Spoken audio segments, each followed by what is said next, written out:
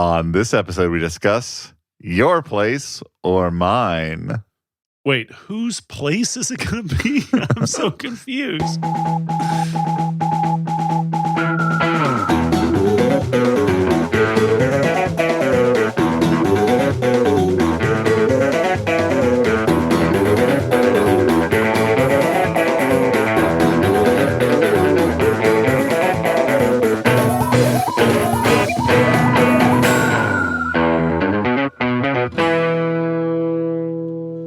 Hey, everyone, and welcome to the Flophouse. I'm Dan McCoy. I'm Stuart Wellington. I'm Elliot Kalin. And I'm Hallie Haglund. The star of the show is here. Hooray! yeah, that's why.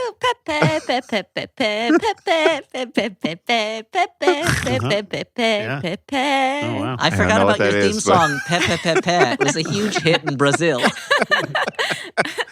I was already giggling as the show started because Hallie's actually in New York. You know, she's now she lives in LA, but she came to the city, and it's really nice to see her in the. Yeah, when she heard the title of the movie, she got confused and came to your place. Yeah, Yeah, that's right. exactly. Yeah, it is a movie very much about L.A. and New York, except that doesn't really seem to know much about either city. No, Okay. not at all. It is about the future generic culturalists, LA and New York, that gentrification is bringing to both of us. But before we get into that, guys, this episode is being released on April 22nd, is it not? What? It is. Oh, yeah, it is. Is there something special going on today, April 22nd at 7 p.m. Yeah, Eastern? there's still time. Boy, what day is it today? Why April- it's Flophouse Stream Day. Then I buy me the haven't biggest missed it. goose you can, and also tickets to the Battlefield Earth streaming event. That's today at 7 p.m., April 22nd, 7 p.m. Go to flophousepodcast.com/stream to watch a real, professionally shot video of our Brooklyn Battlefield Earth live show. Also, you still have a chance to buy a VIP meet and greet ticket where you'll get to have actual conversation with the actual Peaches. That's us. Hallie That's not true. included. I'm sorry. She's very popular, but she's not available. We asked her, Yeah, but we we didn't could- actually ask her. We jack up those prices if Hallie was there. Yeah, But It's- tonight... that's It's the VIP. That's true. But tonight, we will be in the chat box for the premiere of the video. You still have weeks afterwards to watch it. So even if you can't make it tonight, if you still want to see it, please buy a ticket. And if you can make it tonight, enjoy chatting with us while we watch our own show. Kind of weird, but that's the second screen experience that I guess we all want these days. And we'll have some great, great new merchandise available. I know I'm going to buy some. I hope you do too, because we get money from it. And also to look good in your home, I guess, Yeah. but mostly because we get money from it. Tickets are available at flophousepodcast.com/stream. You know, Wait, when you guys are going to be chatting, what does that mean? Do they see your face, or is it just like they're like AOL? no, chatting? it's like like a lot of these streaming events have like a constant chat going on the side, In like text. a Twitch style Oh, thing, and okay. we'll also be there. Mm. I'm really looking forward to it. I gotta say, because a lot of people don't like to hear or see themselves. I am curious. I'm curious. I'm trapped inside Curious this body. Yellow, yeah. I want to Yeah. see what it's like from That's the why- audience. That's why Yeah, Dan now- lives in a house of mirrors. He's just like Patrick Bateman watching himself in the mirror as he has sex, because he's more interested in himself in that moment than he is in Guys- his partner. I get it now. Oh boy! Now that you're ripped, you really understand it. So that's Get that shirt off, Stuart. And if you're listening to this episode after April 22nd, again, like I said, you can still buy a ticket to watch the video if you missed our Brooklyn live show. And speaking of Brooklyn, this movie takes place in Brooklyn because, Dan, what do we do on this podcast about movies? Well, this is a podcast where we watch a bad movie and then we talk about it. This movie, I believe, was just straight to Netflix. I don't think this got a theatrical. Yeah, so where does it release. fall on your beloved tomato meter? Mhm. My beloved tomato meter. Well, that's his tomato meter that he uses to compare movies to Beloved. Not the movie, but the original book by Yeah, Toni yeah, I Morrison. mean, Yeah. Um, So, Dan, how does your place or mine compare to the harrowing story of American history that is Beloved? Well, it's a lot more pleasant to sort of have on in the background while you're like maybe doing chores. As an artistic achievement, I don't think it stacks up to Beloved. Okay, now Okay. compare it to Bluest Eye, Wait, what's that? Oh, that's another Toni Morrison book. No, that's not Toni Morrison. Oh, Bluest Eye. shit. wow. That's Alice Okay, Waters, right? Alex, edit that out. Oh no, that isn't Toni Morrison. No, What- it what Oh is my Toni God, Morrison. I fucking nailed it. You guys said it. Oh, man, all Burn. my haters can suck. What movie? Oh, I'm thinking of The Color Purple. You're I'm talking sorry. about Yeah. Elliot. You know what? Keep Elliot it is in. all your Keep it in. haters. You know Keep what, my- Elliot? You are colorblind. Remember? That's true, which means I That's- also am blind to the names of the authors of books that have colors in the title. And it's Alice Walker. Alice Waters is, I think, a chef, right? Well, Yes. guys, Yes. I had a lot of travel last week when I went to that Brooklyn live show, and Mm-hmm. I also have a cold. So I want to apologize to Toni Morrison. I want to apologize to Alice Walker and Alice Waters. I apologize to all of them. And You me, can also right? You're going to just be like- apologize no, to I me. think Stuart. I think I'm going to save that correction for another day. It could be as I simple think you slip paid of the Alice brain. Waters a huge compliment. Uh-huh. Yeah. No need to apologize. Yeah. To Alice Waters specifically. To Alice Waters. Yeah. Yeah. Well, that's been our show. So the movie, Oh, wait, the movie no. Your Place You're- or Mine is about people getting authors mixed up in their heads. yeah. Kind of. It is a I lot mean, about it- authors. You know what? In a way, it is. In a Yeah. way, it is. Yeah. Okay, so we So- watched a romantic comedy, Yeah, it stars- which is light on both romance and comedy. Reese Witherspoon and Ashton Kutcher, and it is. That's right. Greasy Diner Spoon and Ashton Kitchen. It was written and directed by one of the executive producers for Crazy Ex-Girlfriend, which I discovered when I was like, there's like 4 actors in this that were in Crazy Ex-Girlfriend. There must be some connection. I looked it up, and lo and behold, there it was. Yes, Eileen Brosh Brosh McKenna. Mhm. Yeah. Yeah. A frequent on that one podcast, Script Notes. She's on Script Notes a She is lot. on Script Notes a lot. I would know that. I knew that because I used to listen to Script Notes, and eventually I had to stop listening to Script Notes. But was maybe I shouldn't court say that if ordered. I still want to work in the industry. Oh boy. And she did The Devil Wears Prada too, right? She wrote it. I don't think. Yes. She Yeah. directed Yeah. A lot of questions already. Okay. it. What is one of those Just questions? give us one. Just as a taste. How far have you fallen, Eileen Brosh? Oh, McKenna? wow. Wow. I'm not going to go that far. Wow. No, you don't think she listens to this, do you? No, I don't think so. I mean, that's Hallie. I feel like Hallie, Dan, and I are in this Hallie's- boat of like now we're like, who do we not piss off? good. Who do we choose not to piss off? Who could help our career and who might hurt our career? I mean, let me make it very clear. I watched all of Crazy Ex-Girlfriend. I enjoyed that show. I enjoyed Devil Wears Prada. I love Devil Wears Prada. Everyone has Yeah. their ups and downs. We're yeah, not that's true. saying anything other than maybe next time. Yeah, we occasionally release a not perfect podcast episode. Surely not. No, never. It's never. possible. I mean, None maybe we that will I've at some heard. point. Thank you. Thank you, Alan. I've never feel like- listened to this podcast. Yeah. Have you never even listened to one that you're on? No. Yeah. Okay. Well, you're I feel- beloved. People like you. She did, and Hallie responded to that with a sort of like cute little nose wrinkle that no one can see because this is. It's recorded. So we watched this movie. We're going to talk about it. It's a romantic comedy. It does do a very clever thing, which is takes its 2 leads who have no chemistry together and keeps them separate the whole movie. Keeps an entire country between them the whole time. The Yeah. entirety of the North American continent. Yeah, this is one of these things like so. Maybe we need to steer away from high concept rom coms because like the premise to this is interesting, but it also sort of stays in the way of the thing that you maybe want to see out of a romantic comedy, which is the characters relating to one each other and realizing they're in love and all of that stuff. Like the premise to this, to put it very quickly, is that like essentially through plot machinations that don't make any sense, and we'll get into that, they switch apartments I mean, the plot for a this week. is as I'm curious that you called it a high concept rom com because as far as concept, it's fairly low concept. It's essentially one person is going to babysit for the other one, Elliot, and that's why they're switching okay, houses. no.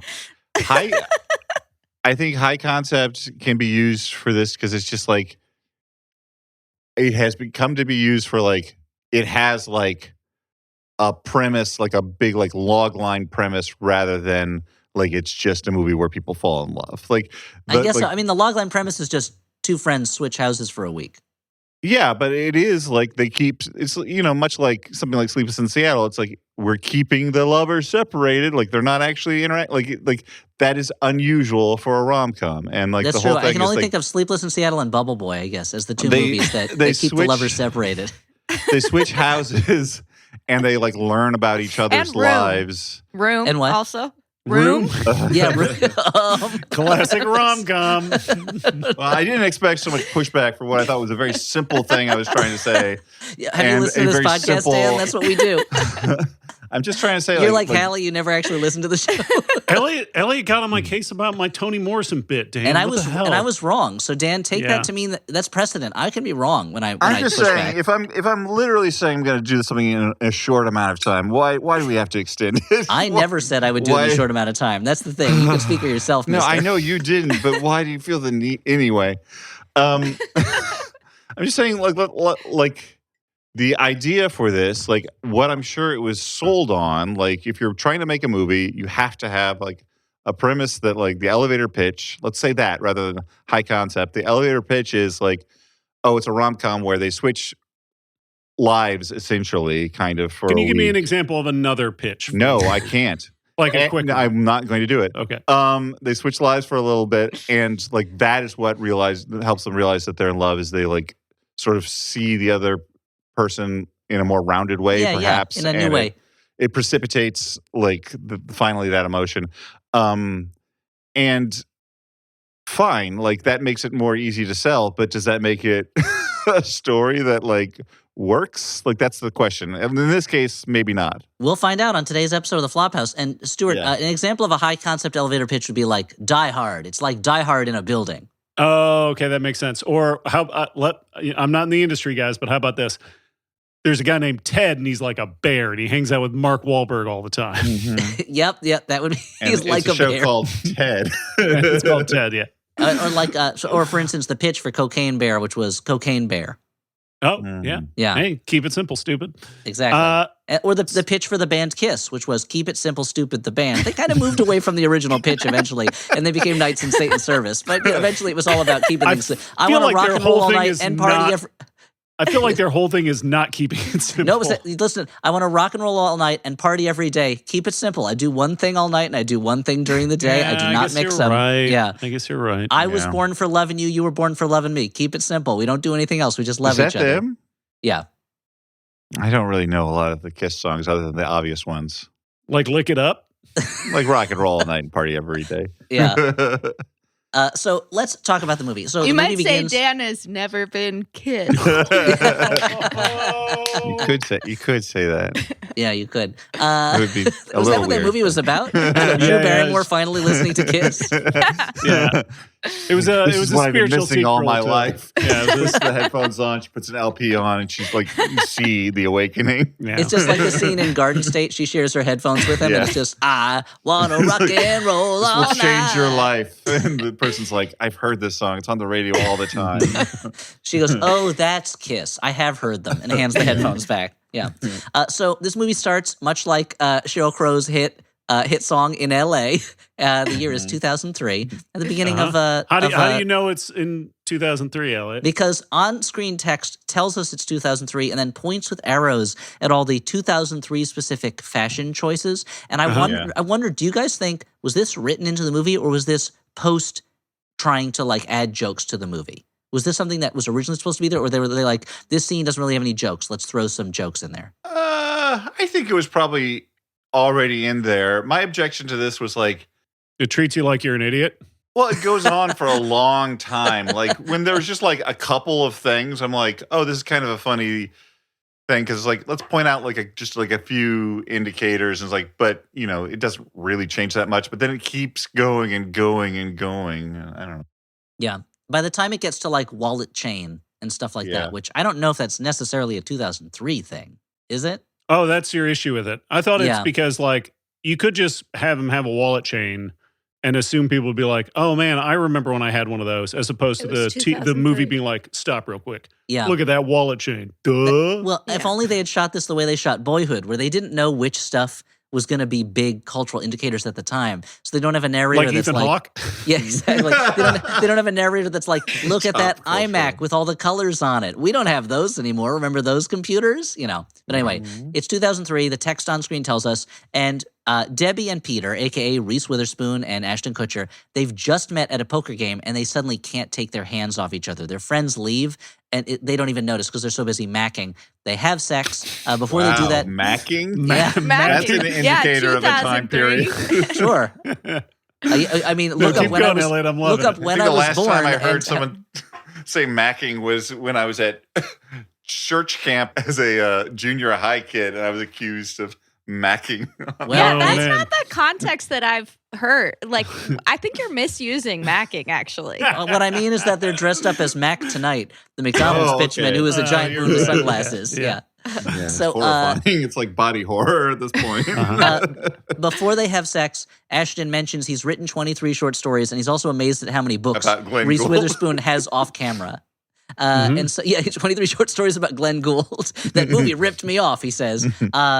These two things, that he was once a writer and is no longer, and that she likes books a lot, will become two of the defining characteristics about these characters. Now Although we're- neither of them seem like that's true. I No, gotta we rarely see Reese Witherspoon reading. Characters talk about how much she loves books. She wears a Powell's bookstore shirt. She stops at a little free library. This movie is really pandering to me. At one point, Ashton Kutcher walks by the Strand, and I was like, this movie is really trying very hard to bring in a lot of bookstores that I've been to. But it's just similarly, we'll learn later their personality is more because we're told a lot about it than because we see it. 25 years later, suddenly it's 25 years later. It's the morning of Ashton Kutcher's birthday. It seems at first like he and Reese Witherspoon are waking up together, but surprise, he lives in New York now. She's still in LA, and it's a split screen. They're talking all morning on the phone with each other in the first of one of many Brian De Palma / Robert Aldrich style split screens. It turns out after that one night stand, they became best friends who share no interests or values or habits. I don't know why they're friends. Reese Witherspoon, we learn she's the anxious, uptight one who always does the smart, easy, simple, safe choice. And Ashton Kutcher, Now- he's the reckless one who's afraid of commitment. The movie keeps telling us this out loud, but we don't really see the characters particularly act that way. Dan, what were you going to say? Well, I mean, yes. They don't act like the way that they're supposed to. I mean, like, Reese acts like someone who's anxious. Like, the movie gives her a lot of business A with little that. bit. But I think Ashton Kutcher, like, everyone keeps talking about how irresponsible he is, and apparently he's, like, extremely successful. And it's not saying that cannot make someone, like, that people like that can't be irresponsible in a number of ways. The but- richest man in America did buy a social media company because he wanted people to think he was cool, and then is True. actively dismantling it as time goes on because people still don't think But he's we cool. don't see any of those ways. So all True. we're left with is this experience of a man who has everything pretty well together. But Yeah, he has an apartment that looks like an Airbnb. He, I mean, he has an apartment that literally uses that stock photo, Elliot, behind you as the view. Yes, yeah. he has a very expensive Dumbo apartment. They both. He's super successful. He has this huge Dumbo apartment. And before we learn he's not a writer, I was watching it with my wife and Danielle. Was like, he got that on a writer's income? And Yeah. but also Reese Witherspoon later is like, I've done the safe choices for my job. I need to start making more money to support me and my son. And she lives in like a beautiful house on the Yeah. Silver Lake Reservoir. So they're living the affluent life, even But- though she They're bought doing it in fine. 2003, Elliot. okay, that's fair. When it was But the- merely expensive as opposed to unreasonably expensive. yeah. But the one thing I wanted to push back on was just this idea that, like, I mean, people with different personalities, like, are friends all the time. Sometimes you Oh, seek sure. out people with different Sometimes you do personalities. Podcast Hey, with him. elephant in the room, Dan and Elliot. Yeah, we're extremely The we're like night and ultimate day, the two of us. rom-com. Yeah, Yeah. that's But true. I mean, I think sometimes you seek out people who, like, fill you out rather than people who just sort of confirm the person you are already. However, Fill you I out. agree. They're called That's what I say feeders. whenever I meet a new person that I think could be a good friend. To say, "Hey, you want to fill me out? And they're like, "Ooh, gross." No, I don't. I don't know what You that want to do means. some me Goodbye. out filling?" I don't have a lot of friends. Yeah. We also learned that Reese Witherspoon, she's a divorcee with a teen son, Jack, who has a lot of allergies, and she's very overprotective of him. And we also learn a We defining. probably learned that because she is telling her friend Tig Notaro, and she's like, I'm very protective of my son with his many allergies. and Now- Tig goes overprotective. Wait, and also I want to mention Speaking of people I don't think should be friends, like, I don't understand why Tig Notaro is friends with Reese Witherspoon. That was the part that confused. all these characters have Me. long histories, and we don't really know how that came about. But here's the other thing. We learned something very important about Ashton Kutcher. He loves the band The Cars, and that's all he listens to. And that will be a surprisingly defining characteristic for him, that he loves The Cars. And the movie. But I mean, like with Tig Notaro being her friend, like that character is written mostly, like she gets a couple of good lines that she kills because she's funny, but like mostly that character is written as bland, like friend who's only concerned with how Reese Witherspoon's life is going and like giving Reese Witherspoon advice on her own life. And Tig Notaro's whole affect like makes me think like she wouldn't like get wound up in this shit. Like, Okay. she's got her own stuff going on. She doesn't care about this nonsense. She was my favorite character, but what does she have going on in her life? Because I kind of thought she might have been a figment of their imagination. Like a They don't Tyler give her Durden type anything. thing. Yeah, I mean, she just like shows up all of a sudden holding a coffee and like I know nothing else about her. they're somehow co-workers at the same school, I think, but I don't know what either of them really do there. And here's the thing with the movie, it's like Tig Notaro is the movie's first attempt at giving Reese Witherspoon a like snarky sidekick, and it's not working out. So the movie kind of lessens her role and brings in another character later to be Reese Witherspoon's new snarky sidekick. And it's just like, movie, you're going through snarky sidekicks at a fast pace. Like, conserve them. You guys think that Tig Notaro wasn't working? I feel like she was the only thing that was working. Oh no, I don't. No, no, I no, think it's she, not- I actually think no, she's I really think- funny. I'm not saying that she's not working as for the movie as a comedy sidekick. I just think it's funny that the movie is like, here's your standard issue romantic comedy snarky sidekick. Forget it. Sideliner. Bring in a new one. Bring in Zoe because she has Chow. to become Ashton Kutcher's snarky sidekick. Yeah. I get, but I think it works. It's a I think it sidekick works, guys. exchange. I don't know. She's a character who doesn't really exist except to be a snarky sidekick. So Yeah. this is the important thing. I think she doesn't really exist. It's very possible that she's a shared delusion. Like she Folly shows à up when deux. Ashton Kutcher needs to have somebody to talk to. Like, it's perfect. I mean, if the other sidekick of Minka, played by Zoe Chow, didn't interact with a third character, I would assume that she was a figment. Yeah. And Zoe if that third Chow character, was also great, by Yeah, the she's way. great. Yeah. Like, What is she and if that from? third character didn't professionally help Ashton Kutcher's career by the end, I would assume he was a figment of Reese Witherspoon's did imagination. you watch The After Party on Apple TV? No. Plus? She only watched She's the party. also in the new season of Party Down. Oh, you guys I go to parties, okay? I don't watch stuff cool. about them. Oh man, Just she kidding. big I dick to don't us. go to Boom. parties. So This counts Reese as a party for Witherspoon me. is leaving her son at home for a week so she can go to New York to take a week-long accounting course that I guess will give her a degree in accounting. This that made me don't so exist in LA. There's fucking- no accounting classes. You can't get an accounting degree in LA, but maybe it's just that in New York you can get a 1-week rushed accounting degree. Dan, vent your rage on this. No, this is what I was like. There's no way she can do this at home. She has to fly to the other coast for 1 week for account. Like, do a This is- correspondence course, even. Like, This is set in a new world, Dan, where President Joe Biden has made remote classes illegal. made accounting illegal in 49 states. Yeah. Well, it's only in New York do they have one of the Battlefield Earth quick learning chairs that they can strap in so that a very humble, low self-esteem alien can teach you accounting fast. Hey, go to flophousepodcast.com/stream. Figure out what I'm talking about. And similarly, because Rachel Bloom, who was Reese Witherspoon's sister Or friend? It's not clear. Oh yeah, Babysitter? honestly, I fell asleep Another at this figment. part. So can you guys? I remembered she was in the movie, but I don't remember. Well, what she she did. also has to leave town. So, like, Jack flies the other way across the country to take care of the kid. There's no local other option other than Rachel. Like this Well, Rachel we've established that Bloomless Tig Notaro doesn't wasteland. exist. Jack can't that's stay at Tig why. Notaro's house because she doesn't exist. So Yeah. Yeah. But How's she Rachel gonna give Bloom, him a bath? Rachel, yeah. I mean, he's old enough; he could probably take showers at this point. But Tig Notaro, Rachel Bloom is supposed to watch him for the week, but she gets cast in a role in a movie. She really only has 2 scenes in the film. But we've also But she's skipped going to be over- in the don't know background why of you a have lot to- of important scenes. Yeah, you have to That's just- downplay her achievement, Elliot. I apologize. You're right. So meanwhile, we should mention that also Ashton Kutcher's girlfriend of 6 months has broken up with him. Also from because Crazy Ex-Girlfriend. Also another Crazy Ex-Girlfriend Also cast great. member Yeah. has broken up with him because their relationship after 6 months is going nowhere. Broke up with him on his birthday, and he also turned down a job with 2 very surprisingly emotional executives who take the rejection very hard in a scene that is fairly airless. And well, he's like a consultant guy. Like he doesn't social like to put media down roots. consultant, right? Yeah, yes, something or like something that. like that, yeah. Branding consultant. Branding is his thing. And so Ashton Kutcher has nothing tying him there. He has no job. He has no girlfriend. Why not fly cross country and watch his friend's kid for a week? He barely has fucking furniture. Yeah, his apartment is very empty.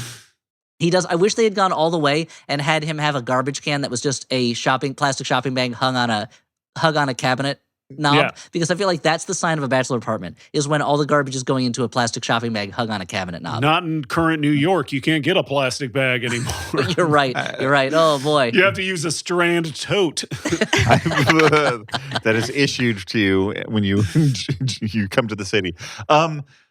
Yeah, like I get that to some degree this is to indicate how much they care about one another and how, Ashton Kutcher like is carrying this torch that he is only maybe partially aware of, if at all, that he is doing all of this. But it still seems like so much plot machinery that could have been oiled a little bit better, let's say, to kick this movie off. All right. Well, so he flies out. She flies back. It's his turn to support her. He mentions how she picked him up at rehab a couple times. She's always been there for him. It's time for him to be there for her. Ashton's first job, picking up Jack from school. He talks to Tig Notaro. Again, not evidence that this character is real. He could also be. It could also be their. It's like the child in Who's Afraid of Virginia Woolf. It's a shared game that they play when they have a friend who's Tig Notaro. And spoiler. Sorry for anyone who hasn't seen Who's Afraid of Virginia Woolf. Wow. I forgot that Edward Albee. He said, "Please don't reveal the shocking surprise ending of my thriller Who's Afraid of Virginia Woolf." Audiences will not be seated after the opening of. I mean, it's a Broadway play usually. I mean, they shouldn't be seated too far into. I'm thinking of the Mike Nichols film. The movie. That's right, sure. The movie. Ashton tries to bond with Jack, the kid, by talking about how bad his dad was and how he died drunk in a ditch. Classic way you bond with a young kid right away. Mm-hmm. And Jack reveals that his old friends won't be friends with him anymore because his mom won't let him play on the hockey team with them because she's afraid he'll be injured.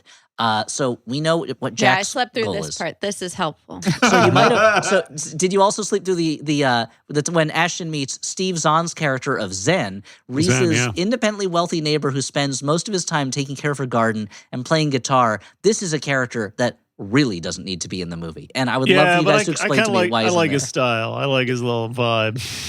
Yeah, I think it's just Stuart is all about vibes, as we talked about last week's. Do you think he shot this before White Lotus, and then after it came out, he was like, "Can we just cut out my part, please?" That's it. I mean, I think I can only imagine they're like, if we have Steve Zahn available, we want to put him in the movie. I mean, he's really likable in it. Again, I feel like the movie has a couple of as many rom-coms do. The side characters are the strong part of the movie, and the main characters are not. But Ashton instantly dislikes Zen, played by Steve Zahn. Zen, it's confusing. Hey, do you guys think on the set they ever called him Zahn by accident on camera?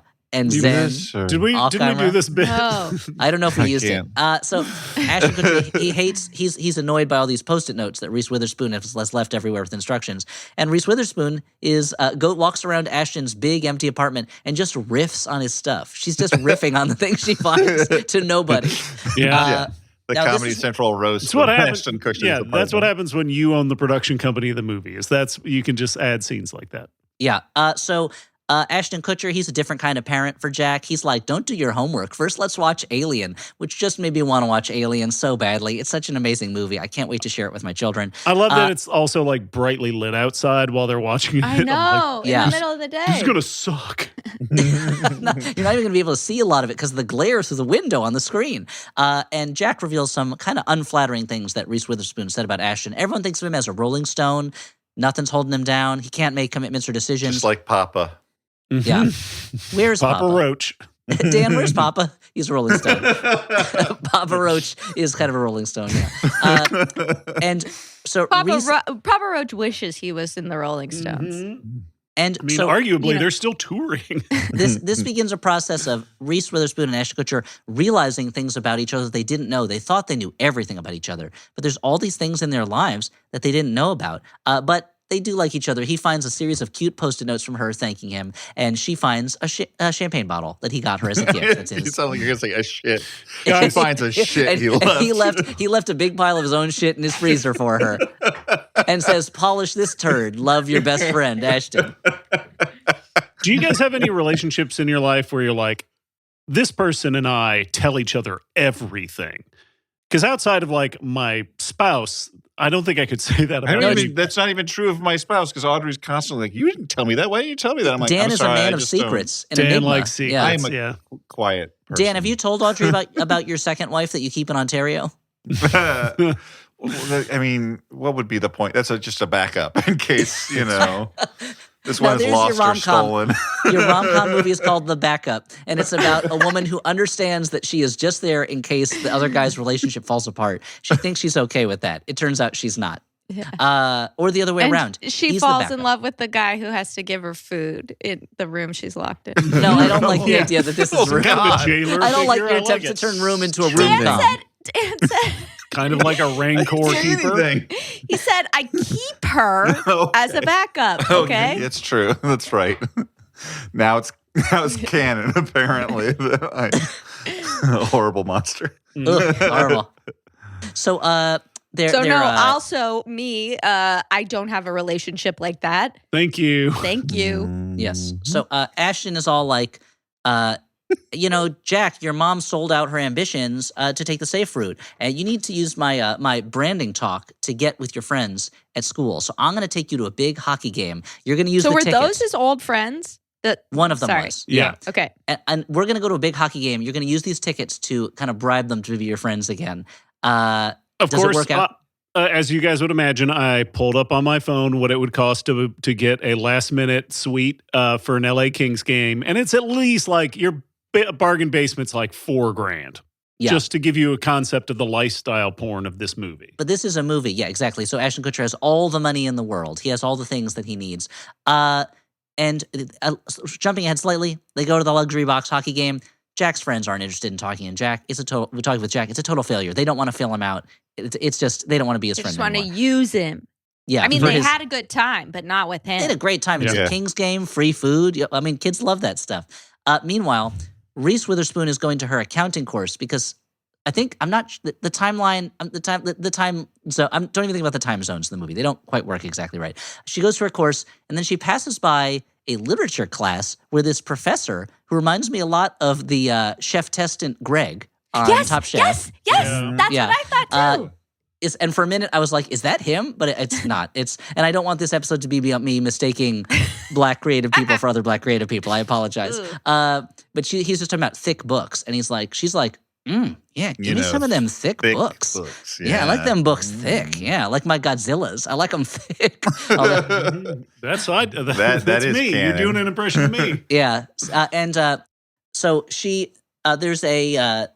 I think I skipped over by accident because my notes are not as organized as they should be, that the previous night, an ex of Ashton Kutcher's, Minka, played by Zoe Yeah. Chow, has stopped by the apartment wearing nothing underneath her robe. She seems to be wearing a Sweatshirt. short no, robe. she was wearing a sweatshirt, Oh. like a hoodie. She wants Yeah, to it's like a seduce. hoodie dress almost. Yeah, She wants to I mean, seduce. it's pretty cool. It's a cool outfit. I Yeah, would it wear is. that as an actual outfit. I mean, she looks great, but you would wear underpants underneath it. She looks a probably. little bit like if she looks like if she was on the cover of an Animorphs book, she would be transforming into an otter. And of course, and otters are sexy animals. They're sleek, they're smooth, Mhm. they're wet, they have whiskers. They little drive button like a dream. noses. Elliot's making Yeah. it way weirder than my comment. They kind of hop around when they're on land, but in water, it's just kind of like a little torpedo, just Mhm. shooting all over the place. Doesn't they get hold sexier. hands. They have They do. hands, yeah. They sleep on their back and they crack clams and things like that with rocks. They wrap themselves in seaweed. That's the way I like it. Yeah. Okay. So anyway, The narrowing Hallie's eyes. I like my women like I like my sushi, wrapped On- in seaweed. wrapped in seaweed on top of a bed of rice. For more, see the movie Rising Sun. I just watched it. Served on a naked woman. What? That's how you like your women? Okay, yeah, Yes. I get it. Yeah, like my women served on a naked woman. It gets expensive. You're running into backups and redundancies. The thing about Rising Sun, having just watched it, is I didn't How realize how much racist it is? it's super racist, but it's also very funny to see Sean Connery explain Japanese culture to me. Yeah. That was So- during the point in our history where like we were treating the Japanese as if they were literal like business aliens. Yeah. Very strange. Yeah. Anyway. Not okay. So Minka shows up. She's going to seduce Ashton Kutcher, and then she's like, he's not here, and I see you need a rom-com snarky sidekick, so that's what I am for you now. And unfortunately, Tig Notaro she's already the snarky sidekick. So now this movie has 2 snarky sidekicks. But as Hallie said, Ashton Kutcher moves over and takes Tig Notaro. Zoe Chow is now Reese Witherspoon's snarky sidekick. I bring that up because now it's the next day, and Minka's taking Reese out for what she calls fancy drinks, and it just looks like they're at the bar at a hotel. But Reese Witherspoon acts like she's been taken to the most exclusive, eyes wide shut, orgy rich person club in the world. Yes. I was expecting it to be more of like a clubby scene, you know, Yes. where she would It's written feel like that. super uncomfortable. But yeah, it just seems like, oh, this is just somewhat upscale. Like she should be fine. Like she's not Yeah. unused to like the world. I don't She know. lives in thought Silver it was. Lake. I thought Yeah. it was very funny that her like the mark of her lack of sophistication was always supposed to be that she wore a jean jacket Uh-huh. because my baby wears a jean jacket. Yeah, not Man, sophisticated. your baby's a dork. Well, also, I'm led to believe that they've come back. Is this true? I don't know. Who, Hallie? do you Yeah. The know stories about stuff? sometimes They they came come back back is about and then jean they jackets. went out again. Oh no! Just that kidding. always happens. But yeah, they're like at some kind of a cocktail bar that looks like in the refurbished like Dumbo area that's over by like the Chiconies that opened up and the one hotel down by the Brooklyn Bridge. This is Dumbo. extreme the one hotel. narrowcasting, extreme Yeah. regional narrowcasting. Not just the Dumbo neighborhood, but an area, a specific corner of Dumbo. And they see sitting at the bar is that literature professor who's going on and on about those thick ass books, and also he's sitting with a handsome, as we learn, book editor from a publisher that Reese Witherspoon has read every book from. And they go over and introduce themselves. And Reese Witherspoon talks about how she's read every single book that he's edited or published. This should seem weird, but instead he is very attracted, because what man is not attracted to a woman who justifies everything about his existence as being super important and fascinating? It's the thing men are most attracted to, is someone else's interest in them. Also, I would say like a big indicator of like not a real book lover is when you base your fandom on the publisher. Like you've read everything by a certain publisher. Mhm. Like Well, especially because all the books that he mentions are completely different from each other. He's like, Yeah. what about the spy thriller? Yep. must- Well, what about the Dust Bowl romance? Yep. He's like the A24 of publishing, I guess. Yeah, exactly. That makes sense. It's just a Yeah, yeah. brand. Strong brand. It's the imprint. $20 spin of publishing. I mean, I guess you could say. I mean, I am big into Marvel comics, and that's me going by a specific publisher, I guess. But I feel like they've got a real Great. Now we're gonna get style some to fucking them. hate mail. They've also like, I mean, like at this point, it's all woven in. All the characters, like that shared universe makes sense that you're a fan of like this as a brand rather It's than. possible that this editor, Theo, played by Yeah. Jesse Williams, that it is a shared universe publisher where all the books true. link together, you know? It was hard. It's hard to get the cookbooks in there, but they find a way. But they did it. And he asks for Reese's number, which is funny to me because when I saw him and the professor sitting together, I assumed that the scene would be that they are gay, and Reese tries to hit on them, and it turns out they're not interested in her. But that's not the scene that happened at all. That would have been not a great comedy scene, but possibly a comedy scene. But we didn't get a comedy scene out of this comedy scene. Yeah, there's not much comedy in this rom-com. It's pleasant. And this is there's when, not much rom. when Yeah. Minka, there's not much rom. rom. There's not much com. Yeah. and Minka reveals to Reese Witherspoon that Ashton Kutcher. Wait, let's figure out what it has. There's not much rom. There's not much com. There's a little bit of rom. There's not much drum. If Very that's little what drum. you say, drama. Yeah. There's It's a lot kinda of calm. hyphen. There's a lot of hyphen. Stuart, is there basically. any crom in it? I fucking wish. Reese is like, hey, I have to miss class because I need to go. It's a Worship holiday for the Crom, for worshipers of Crom. This is the day when we celebrate not that Crom gives us anything in life, but merely that he has gifted us with existence and the strength to persevere. Yeah. It's the log line would be it's young, dumb, and full of crom. Exactly. So Minka says, once I was looking in Ashton Kutcher's oven and I found he had I was looking for diamonds. A saucy little peek behind the curtain. And I found a manuscript that he wrote. He secretly wrote a big novel. And Reese Witherspoon's like, he never told me he wrote a novel. But we tell each other everything, right? Sounds like it's not everything, I guess. And Reese and Ashton, they're both stressed out by these revelations. They take baths and in split screen talk about it. Reese Witherspoon, she says, you know what? I shouldn't do this. I'm going to start reading his novel. She can't put it down. She even reads it in class, which is crazy. She has like 5 days of class, and she spends one of them reading her friend's novel. Just don't show up, or I don't know what. If this is that important to you, put it down. She can't. She gives the manuscript to Theo, the editor, and says, well, I edit it freelance. I'm the editor on it. And they learn they're both divorced with kids whose names rhyme, which they're in both rom-com 13. Mm-hmm. And they're both their kids are 13. Her kid is Jack, his kid is Mac. And this is in rom-com logic. This means they should, of course, be together because obviously they shouldn't be together. She should be with her best friend because romantic comedies have taught us a very toxic and dangerous lesson, which is that if you have a crush on your friend, you just have to either wait it out or do something crazy to show them that they should be with you. Now, I will Jack say, and what's the other kid's name? I think his son's name is Mac. Oh, that's Unless it's a Mac. daughter and it's Alex Mack, who has a whole secret life. Mm-hmm. look, Or secret world. There wasn't 20 years in between, but Audrey and I did sort of briefly date and then become friends and then get married. So, So Dan So said- bringing Hey, it back to Dan and his relationship. I just, it was called a toxic we lesson. got too far No, away from what it. Dan is saying is right. If you're out there and you have a crush on one of your friends, if she says she's not interested, well, I mean, wait her that's out. not what happened. wait that, her that out, part, make it work. That part Keep didn't. pushing. If she says no, That- that's the Flophouse message. Well, Dan None was of a that rolling says no, stone then. keep That part of it pushing. didn't happen. Romantic comedies and Dan say no just means give me a little bit more time. No, respect boundaries. What no everyone. means do a bigger stunt that shows how much you care. I didn't do stunt. Anyway, now I'm imagining myself like doing a literal stunt to get Audrey to take Yeah, like I'm He gonna ripped jump the this whole fucking gorge. half. yeah, drive a car through a plate glass window. Yeah, I did it to Dead- show you how Dead much I Man's love you. We Curve. should be together. Yeah. So, did you guys? So, there's not very much chemistry between Reese and Ashton. What about between Debbie and Theo? Is there chemistry between her and this editor? What did you guys think? Yes.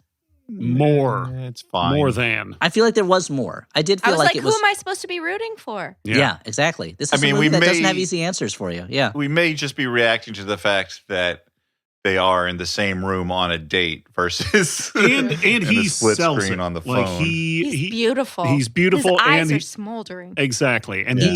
he's giving her that look. He is bringing a lot to this. In Auden terms, he is the more loving one, he's bringing a lot of that emotional energy. Yeah. And there's a similar scene reversed with I don't know if we're at that point yet. We're where not, Peter, but we can talk okay. about it Where later on. Peter there's- goes meets up at a bar on a date with an ex played by Shiri Appleby from what was that? Yeah. From the From restaurant chain. unscripted or Unreal. Unreal, yeah. Yeah. And she again she's serving it. Like she brings that kind of like intense energy to the scene, much more than say. It seems like they have chemistry. I I'm- thought at first she was Rumi Mara, and I was like, wow, I can't believe she did women talking, and now this seems like a backslide. They look. Hey, a lot everyone's got to alike. work. You got to work for a living. That was Yeah.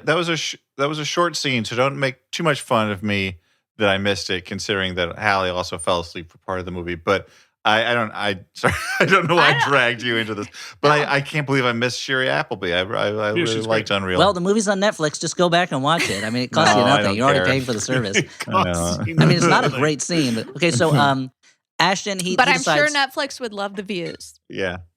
So that Ashton they will goes. tell no one about. Ashton tells Jack.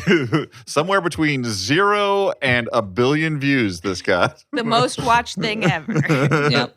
Netflix is like, hey, guess what? This is the #1 watch show on all of Netflix. By the way, it starts playing automatically as soon as you open up the service. And we put it on everyone's phone like You that have U2 album. You have to opt out of watching this movie. But guess what? It's a huge success. Everyone's watching it. So Ashton tells Jack, hey, the reason I listen to the Cars is because it helps connect me with my terrible dad that was With absent for Cars. most of my life. And he says, Jack, you need to join the hockey team. And Jack is like, finally, what I've always wanted, and hugs him. And guess what? Theo, that publisher, he read the book overnight. He loves it. Wants to talk about the author and take Reese out to dinner. Ooh. And Ashton convinces the hockey coach to let Jack try out for the team. And Jack tells Ashton he doesn't suck after having a really great tryout for the team. Ashton, he's starting to loosen up a little. I mean, he was supposed to be the loose anything goes guy, but he's starting to loosen up. He apologizes to Zen, Steve Zahn's character, but he's weirded out when Zen refers to himself as Reese's part-time lover. And again, I can't tell if this is something that is real or if he is reading this into the situation. Is this another figment of their imagination? Is he not even real? Also, it'd be funny if you just cut to a shot of someone walking by the house and the garden is all overgrown and there's creeper vines all over the. It's like we've always lived in the castle. Yeah. Like it's all rotted away, but they think that they're imagining that this gardener is taking care of it all this time. There is a scene where Zen is climbing up a window right by Ashton Kutcher's face, and he's wearing these like very thin harem pants when the sunlight goes right through it. And I'm like, I could really use like a giant wiener and balls silhouette or something in there. You know what I mean, guys? You know what I'm talking about? Yeah. I mean, it shows you the level of the. I often they think stole about that from the Fablemans. Yeah. Yeah. It shows you that same joke basically happens twice in The War with Grandpa. So this movie is operating on a similar joke level to The War with Grandpa, that someone's crotch is too close to a window that someone else is standing at, and they don't like seeing it. You know. Were you talking about the see-through dress in the Fablemans? That one Yeah. when they're like, son, The most son, beautiful scene. son, pick up keep your filming camera. your Get mother. footage of your sexy mother. Get footage of we can see her vagina and boobs through her dress. Get footage of this, son. Yeah. She's already on that fucking We're gonna TikTok want this trend later. right there. Come on. Yeah. And then make a video of it, please. It's the only thing. Reminding her of her sexy body is the only thing that will help her grief. It will when your mom's mom died. So we need you to put together some footage of how fucking hot she is. I mean, it would make me feel better. Yeah, it's like, well, I know that you lost a parent, but at the same point, But you're look smoking. at all she gave you. Look at what she's left behind. Anyway, so the. She's weird. So, but anyways, because Steve Zahn is like, hey, I figure if I hang around long enough, she'll realize that we should be in love, and if not, I'll be a friend with benefits. And I'm like, but are you really? Like, is that a thing that's actually happening? It doesn't get brought up again. I mean, Yeah. it never gets clarified, but I thought that there wasn't any relationship, but now that I'm thinking about it, like the fact that Reese never mentioned him to Ashton Kutcher, I feel like does suggest that there was some of There's that There's going something, on. and she's just kind of hiding it from him. And it's Yeah. like, What do you think, Stuart? Or is ashamed of it. I think he deserves more. You know, like don't minimize yourself, Zen. Like you're an attentive guy. I can only assume an amazing lover. You dress well. You want somebody who wants to be with you. That's what he wants. He wants a garden to tend, and she's not going to be that for him. She's refusing to be that garden, and you know that he's an attentive lover. You know that he prioritizes his partner's pleasure because he spends his whole day tending the garden of someone of his neighbor, someone else. Candide tells us we should tend our own gardens, which he doesn't do. He makes it very clear he has a landscaper who works his own garden. Candide is also. I mentioned Candide to my family recently because my kids were making some joke about eating each other's butts or something, and I was like, well, in Candide, there is a character who had to eat half of her own butt during a famine to survive, and my wife was like, "What? Like, what are you telling them?" And I'm like, "Blame Voltaire, lady. I didn't write it." Of literature, I guess. Yeah. Oh, Then they check leave out that. misbanned books over here. Oh, suddenly the librarian doesn't want her kids to dip into the classics. Oh, interesting. So Reese goes on her book date dinner. They bond over classic novels and quotes. It's very cringy. And this was when I really started suspecting that this movie was written by ChatGPT because all of their references were like, "You read Faulkner?" Have you Yeah. ever? They're like, I How believe about, Mark Twain said that. Yeah, and exactly. it's like, there's no way Mark Twain said that, or maybe he did. I don't know. But see, and Ashton Kutcher, meanwhile, on the other side of the country, seems to telepathically sense that something is amiss with Reese, and he doesn't have the time to help Jack with his project on the Spanish-American War, which Jack has supposed to be working on this thing for days, but he asks Ashton, he goes, who was in the Spanish-American War? And it's like, how little research have you done, Jack? Oh, You're like, no, we're in maybe trouble. maybe you shouldn't have been watching Alien because you have not been working on this project. Are you and- allergic to homework too, you little idiot? Wow. Reese and the editor, they accidentally activate the home camera in Ashton's apartment while they start having sex, and Ashton catches a glimpse of it on his phone and is so horrified that he has to hurl his phone away from him and rush off to a bar and call up an ex. Real but he quick. just- So do you think that security system came with the apartment? Because it's a doorman building. Do you think that security system came with the apartment? Because that guy doesn't, it's not like he's worried people are going to steal his like lack of furniture, right? No, he doesn't have but anything also, in there. As we see, the doorman spends most of his time just scribbling things on a clipboard, much like an extra who has not been given that much to do with their character I and think only has one or critiquing two luggage lines. choices, Also, I think yeah. you're showing a lot of faith in a doorman as a security system, like a single doorman. But he, Also, I have a question. Whenever I see someone using an iPad, that to me is a marker of like an old person. But is that not how most people feel? Because because the security system was on an iPad. The only other person I know who uses an iPad is my father, who's 80 years old. Adam Chodikoff. Hi, Chods. I know you're listening. Oh, hey, He uses an Chads. iPad also? But sorry, Yeah, he loves a tablet. you. So is that not like a?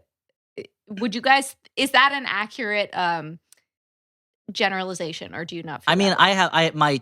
I see a lot of small children using iPads also. Yeah, like really small kids. Wait a minute. That's what the Sphinx meant with her riddle. Exactly. What Yeah. animal uses an iPad in the morning, uses an iPhone in the afternoon, and uses an iPad again in the evening? It was man. It was man. The city of Thebes can be freed. Oh, finally we did it. We solved that riddle. Is that what the riddle did? I just recently realized that I'm familiar with the riddle. I have no idea what the surroundings. Yes, that was because the Yeah. Sphinx. That's. I mean, bonuses. you know Yeah. Oedipus, right? The guy who married his mom. Like Sure. before that Oh, play, I call he him knows Rex. him. I call him Rex. We named him after the dog, Rex. I mean, The the dog? backstory of named that after- play is literally that he went to Thebes and answered the Sphinx's riddle and saved Thebes. And so it's like that's the same dude. So it's like, oh, not he does. They never really brought up how they don't bring up much in this play how he like outwitted a monster, which would be an interesting thing to do. But Yeah. anyway, so anywho, What a Wow, literary maybe show. you should marry Reese Witherspoon. oh, Yeah. we do Yeah. both like books. Yeah, okay. So this is You when know about Ashton. Sphinx, you know about Butts and Candide. All this. Yeah. Oh man, me and we have everything in common. She loves. How do you that feel stuff too, about right? mementos, or as Ashton Kutcher's character calls them, Mentos? Yeah. Okay. So this is another thing. Ashton Kutcher, it's been established, hates mementos. He keeps saying they're his least favorite kind of mento, which And we'll play movie. in later. Yeah. But the thing is, he likes memento, but he comes up with kind of a BS explanation as to who the characters are and what they're yeah, doing. they're all exist in his brain. Yeah, exactly. It all exists in his brain, much like Tig Notaro in this movie. So this is when Shiri Appleby comes in, and he's called her up, and she's like, "Why don't we come to my place?" And he's like, "I'll just go home instead." And he then goes home. Jerk it. Which is the same thing he did to the bartender. So he shows up and he's like, bartender's like, what do you have? He's like, I'd love a double Johnny Black, but I'll actually have this. And he did the same thing to her because by giving her a booty Yeah. call, he's like, I'd like to have sex with you, but I'm not Now, going to. Is that how Yeah. you prefer people to order their drinks? Like to have like a joke order before they tell you what they're actually ordering? now. I love it more than anything. I love it when customers do bits with me. Yeah. Now all bartenders work all day on their feet, but Stu likes it when his patrons keep him on his toes. So come on in, Exactly. order something, and change it at the last minute. He loves that. Ashton goes back and talks to imaginary friend Tig Notaro about how when he met Reese Witherspoon 20 years ago, he fell instantly in love with her and meant to tell her how he felt, but he was, I guess, intimidated or something. So he waited a couple days. And then yeah. when he saw her again, she was with a boyfriend. So he didn't say anything. And by the time he was ready to tell her how he really felt again, she was pregnant. And Tig Notaro was like, why don't you just tell her now how you feel? And he's like, I can't do it. It's too big a risk. I can't do it. Just waiting for you guys to say something. You know what I mean? So What? the next day, I thought maybe know, that- I thought that the spring that winds you up had finally gone No, down. I was like, you know what? You're I've been interrupting them a lot. Let me let them talk and instead silence. Well, I us mean, in that way. there's no Silence. indication we had anything to For a second, say. the weight to of be all of fair. Elliot's crimes All right. hit him at once. I guess that's a confirmation that you need to talk as much as you do. Yeah. That's what you Well, just taught I'm me. so So un- you're I'm so so you're gonna unused to reap it. the It whirlwind was- on this one. It was confusing. So My the next brain day, didn't know how to parse you not Nope. saying words. I've learned my lesson. I should just keep Okay. talking until you force me to stop. Next day, Reese Witherspoon wakes up late for her final, yet somehow still finishes it before some of her classmates. Can I And point out, she wakes up late for her final. She wakes up in bed with Theo, and he's like, "You're late for what?" And she makes up a story. But the thing is, when she first met him, he was with that professor, and he was like, "I remember you from my class." She doesn't have to lie. That's true. We Why were- is she lying? Also, at this point, we've skipped a thing that like I wanted to point out just in terms of like how bad. Oh, so you this did have is. something to say before.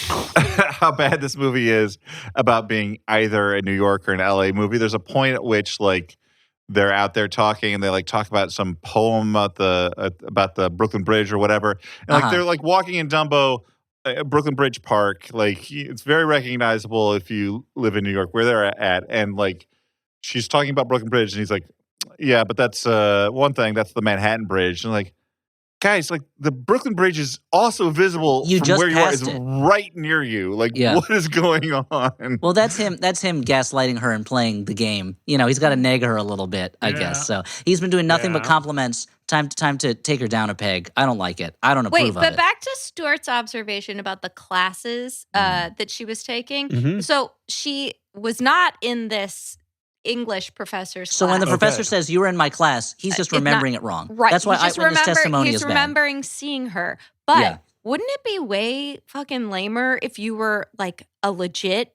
editor of books and you were taking like English professor like 101 class? Like that would be Mhm. very, if you were, It would be I- confusing. if yeah. nothing Yes. I else. think Now, it would be cooler to be taking an accounting class if I you're, agree. an I have editor. two because you're learning the business side of your business, which is only going to Yeah. help you. I mean, that's a good thing to do. I have two possible explanations.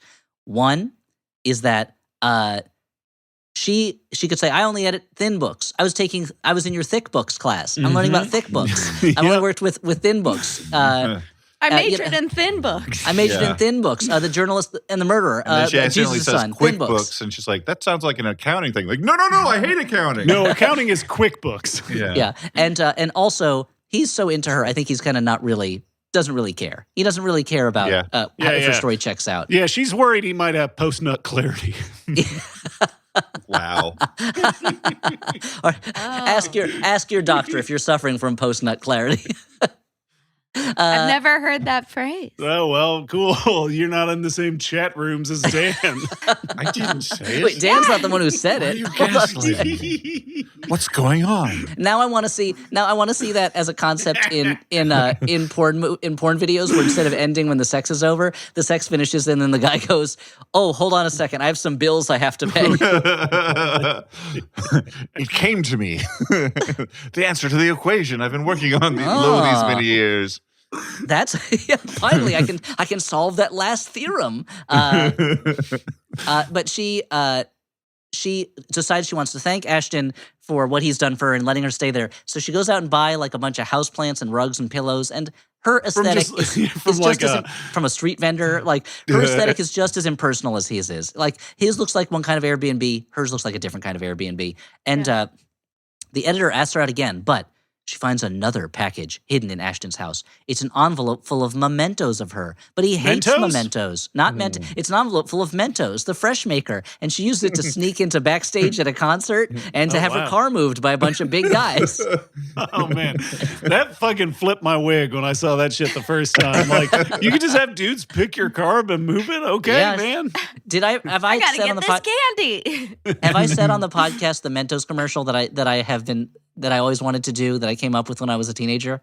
where this is if I've talked about it before on the podcast, I apologize. Pretend this is like the late Gilbert Gottfried on his podcast talking about old ladies in Hollywood with their sex chimps, a story he told many times. But this where you see a guy who's at a parade and he can't see over the crowd in front of him. He's like, he's so frustrated. He can't see over them. And then he eats a Mentos and comes up with an idea. And then he runs up the stairs to a tower and then picks up a sniper rifle and you see through the sights and it's the Zapruder film. And he shoots President Kennedy and then the police burst through the door and he turns around and shows them the Mentos and they're all like, he did it. Well, that's a really good idea, dude. That if I worked at SNL 30 years ago, that would be my parody commercial that I would do. Nowadays, that's like rife for like Adult Swim or something. It's fine. They still do 30-year-old references. I should get that job. That's where I should be working. Okay, anyway, he has all these mementos. It's all stuff from their relationship over the years, including a poker chip from the night they met. And she has a poker chip from the night they met. They both kept one. What would that mean? And what Minka are is the like, odds? Yeah, because of gambling. Let that one sit for a minute. Let that one sit for a minute. Yeah. The prestige.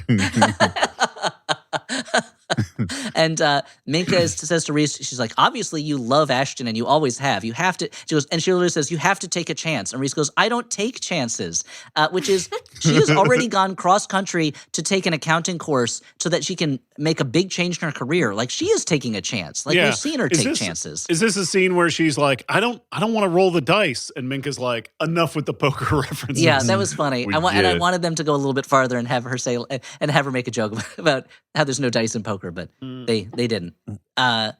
Wait, and there's no crying in baseball. I've been doing it all wrong all these years. And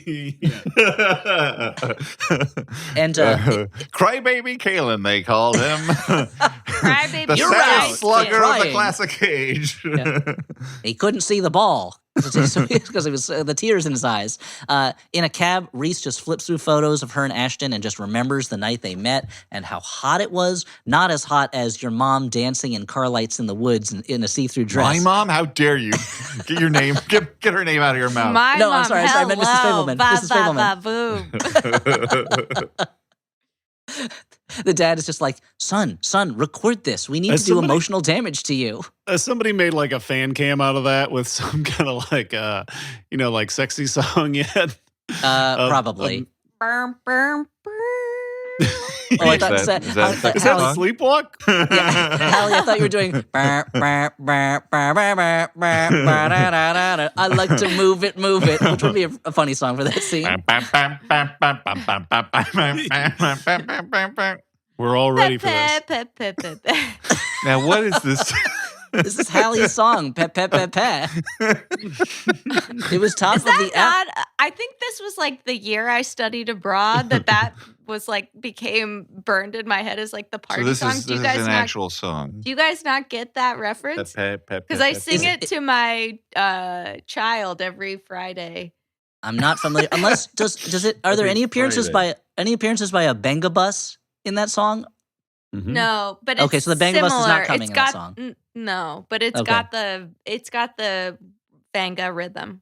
Okay, then I'm not familiar with it. Okay, and the editor at this dinner, he's like, Reese Witherspoon, I've got to tell you, I put you up for a job at a publisher, and I think you got an interview there. And I would hire you at my publisher, but if we're gonna have a relationship, we shouldn't be working together, which is very ethical on his part. And he pitches it pretty well. Like he's like, even if we don't have, if there's any idea that we might explore this, like he actually pitches it, and he's looking at her with those big eyes the whole time, and I'm like, damn girl, beautiful eyes.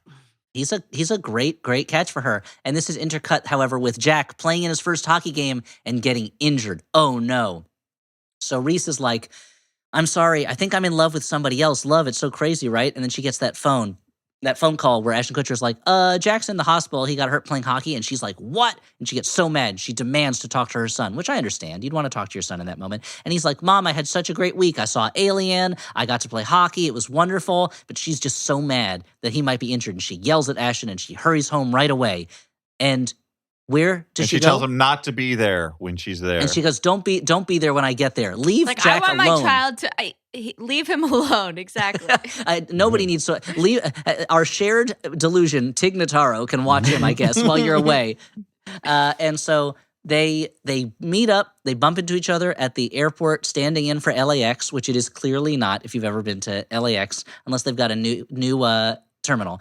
And they bump into each other. I keep seeing a mural for the Will Rogers State Park. Which is a great state park. It's a beautiful beach. Okay. Yeah, but that mural doesn't exist in LAX. Not as far as I know. I mean, LAX, just everything about it looks different than there. That they don't have like any DIA. Honestly, that looked like the Denver airport. That's what I thought. I thought maybe it was filmed there. But doesn't the Denver airport? Oh, sorry. I mean, it's all glass windows, and then it has those escalators or the people movers. Yeah. Yeah. If it was LAX, they'd be having this conversation outside of the Ford fuel station or whatever. Yep, exactly. Or the lemonade place or whatever it's called. The only things that are, what are they called? We don't know people movers or like for the listeners. Not Hallie the is taking two hands and just kind of moving them past each other.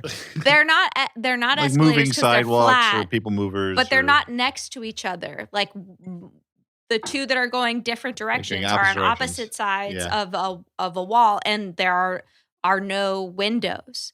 Unlike DIA, where they look exactly like bragging about how good your airport is. Sorry.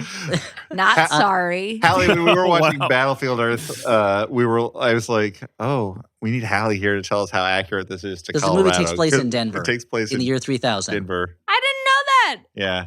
Oh, I got to see it. I've been. I've been to the year 3000. I guess I'll buy a ticket to your chat. Go to flophousepodcast.com/stream. And you can see the show. It's a fun show. They bump into each other. They get mad at each other. She's mad at Ashton. Ashton's mad at her, and they yell at each other and separate until Reese trips and drops her poker chip memento, and that is what turns her around. And she goes, Ashton, wait. She doesn't say Ashton. That's not his character in the That'd movie. be wild if she did though, right? And Ashton goes, I'm so mad at you because I love you so much. And she's like, oh, so you love me? And he goes, no, I don't love you. I'm overwhelmingly in love with you. No, he didn't say overwhelming. He said, I'm madly in love with you. But he has a couple other words in there too, right? Yeah. Truly, madly, and deeply. Yeah, truly, yeah. He says, I have love, Valora, compassion for you. But they start making out right there in the middle of whatever. I want to do love crimes. I have a sea of love for you. No, that's the best part was when she goes, does this mean we're not going to be friends? No, Debbie, we're not going to be friends. He sold the shit out of it. And then he smushes his lips right on her lips. And she's like, no, I did not. Never mind. Wow. The thing is that like this, I don't know. It didn't work for me. I'm sorry, gang. No, of course not. It didn't. Not at all. You're right. Didn't work at all. It's so there's no feeling that they should be together at all. Yeah. And like I feel like the actors are like, I guess I got to play it this way. Like I don't know. It feels. I mean, there's a kind of passion in the characters that's missing. And like you've seen movies where characters are mad at each other, and then suddenly they're mad. It's because they have this passion that's welled up, and they start making love to each other. Like that happens in movies, and you buy it. But in this one, it feels so like it just feels very artificial. You know, it feels very forced. But anyway. Maybe I'm wrong because 15 minutes later, as the text tells us, they're walking out of the airport holding hands. And then the text comes up again 6 months later, and we're told in text that Ashton's book has been published. In fucking months. Come on. 6 months later, the book, because it's just that good, Dan. It's just that good. I mean, that is not publishing runs very, very slow. It takes a long time, but they stopped the presses in Malaysia on whatever Stephen King's new book is that they could print out Peter Coleman's book. Yeah, James Patterson is pissed. James Patterson's like, shit. I had 10 books coming out this year. Now I only have 9 books coming out this year. One of the things is so the text is updating us on what has happened in the intervening time. He's moved in. Reese is an independent editor now. And they Jack's on the hockey team. They'll say specific things, and then it'll specify in ellipses which character it applies to. And I'm like, yeah, no shit. I didn't think Reese Witherspoon was doing a lot of hockey. Yes. They were worried we're not watching the movie a lot. And then that was one of the jokes in the movie. That was one of the 10 jokes. Oh, and okay. there's I no just wasn't actual used to them by that point. What's weird about it says 6 months later, and it's showing this over text, over a shot through their window of them just being in their house. There's no scene here. They don't say anything. And then the camera pulls away and the text is like, and they lived happily ever after. Just kidding. Marriage is hard. But they had a happy life. It was like movie. It was like the end of Thor Ragnarok where I was like, movie, you're over. End. There's no, we don't need more movie at this point. Honestly, I kind of liked them saying they live happy ever after. No, marriage is hard. Because like, that is a problem with rom-coms. It's just like, it ends and like, it's like, and now at the moment of purest happiness, we're going to pretend that like this will last forever. Yeah, I'm glad that the movie maintained a steady level of realism. Yeah. You want it to be like they had fought so hard for it for the whole movie. Why blow it now? For the pearl in the sea of gritty oysters that this movie has served me. Now, you want it to be like the Buster Keaton movie, I think it's I Do, but I can't remember which one, where he gets the girl at the end, he finally wins her, and then it fades to black and it fades up to them as old people who hate each other. And then it goes to the end. That's a good gag. Yeah, the same way that I think it's in Cops where he's trying to get the girl and he fails to get her at the end, and then it cuts to a tombstone with his hat on it that says "The End." It's like, Buster, why are you leaving us on a down note? Wow, the show Cops. Yeah, took a twist. Keaton was arrested on the show Cops. Bad boy. They call him the Great Stone Face, guys. So that was Your Place or Mine. It's a romantic comedy with, as we're saying, a little bit of rom, not so much com, but let's give our final judgments on it, shall we? Yes. Is this a good, bad movie, a bad movie, a movie we kind of like? I'm going to say it's a bad movie. However, it does serve its purpose as a Netflix release, which is... Provides the thumbnail to fill that screen. Something mildly pleasant to have on while you're doing chores around the house. Yeah, even if there's nobody talking, there's probably a Cars song playing. Yeah, you'll follow the plot because there'll be no surprises.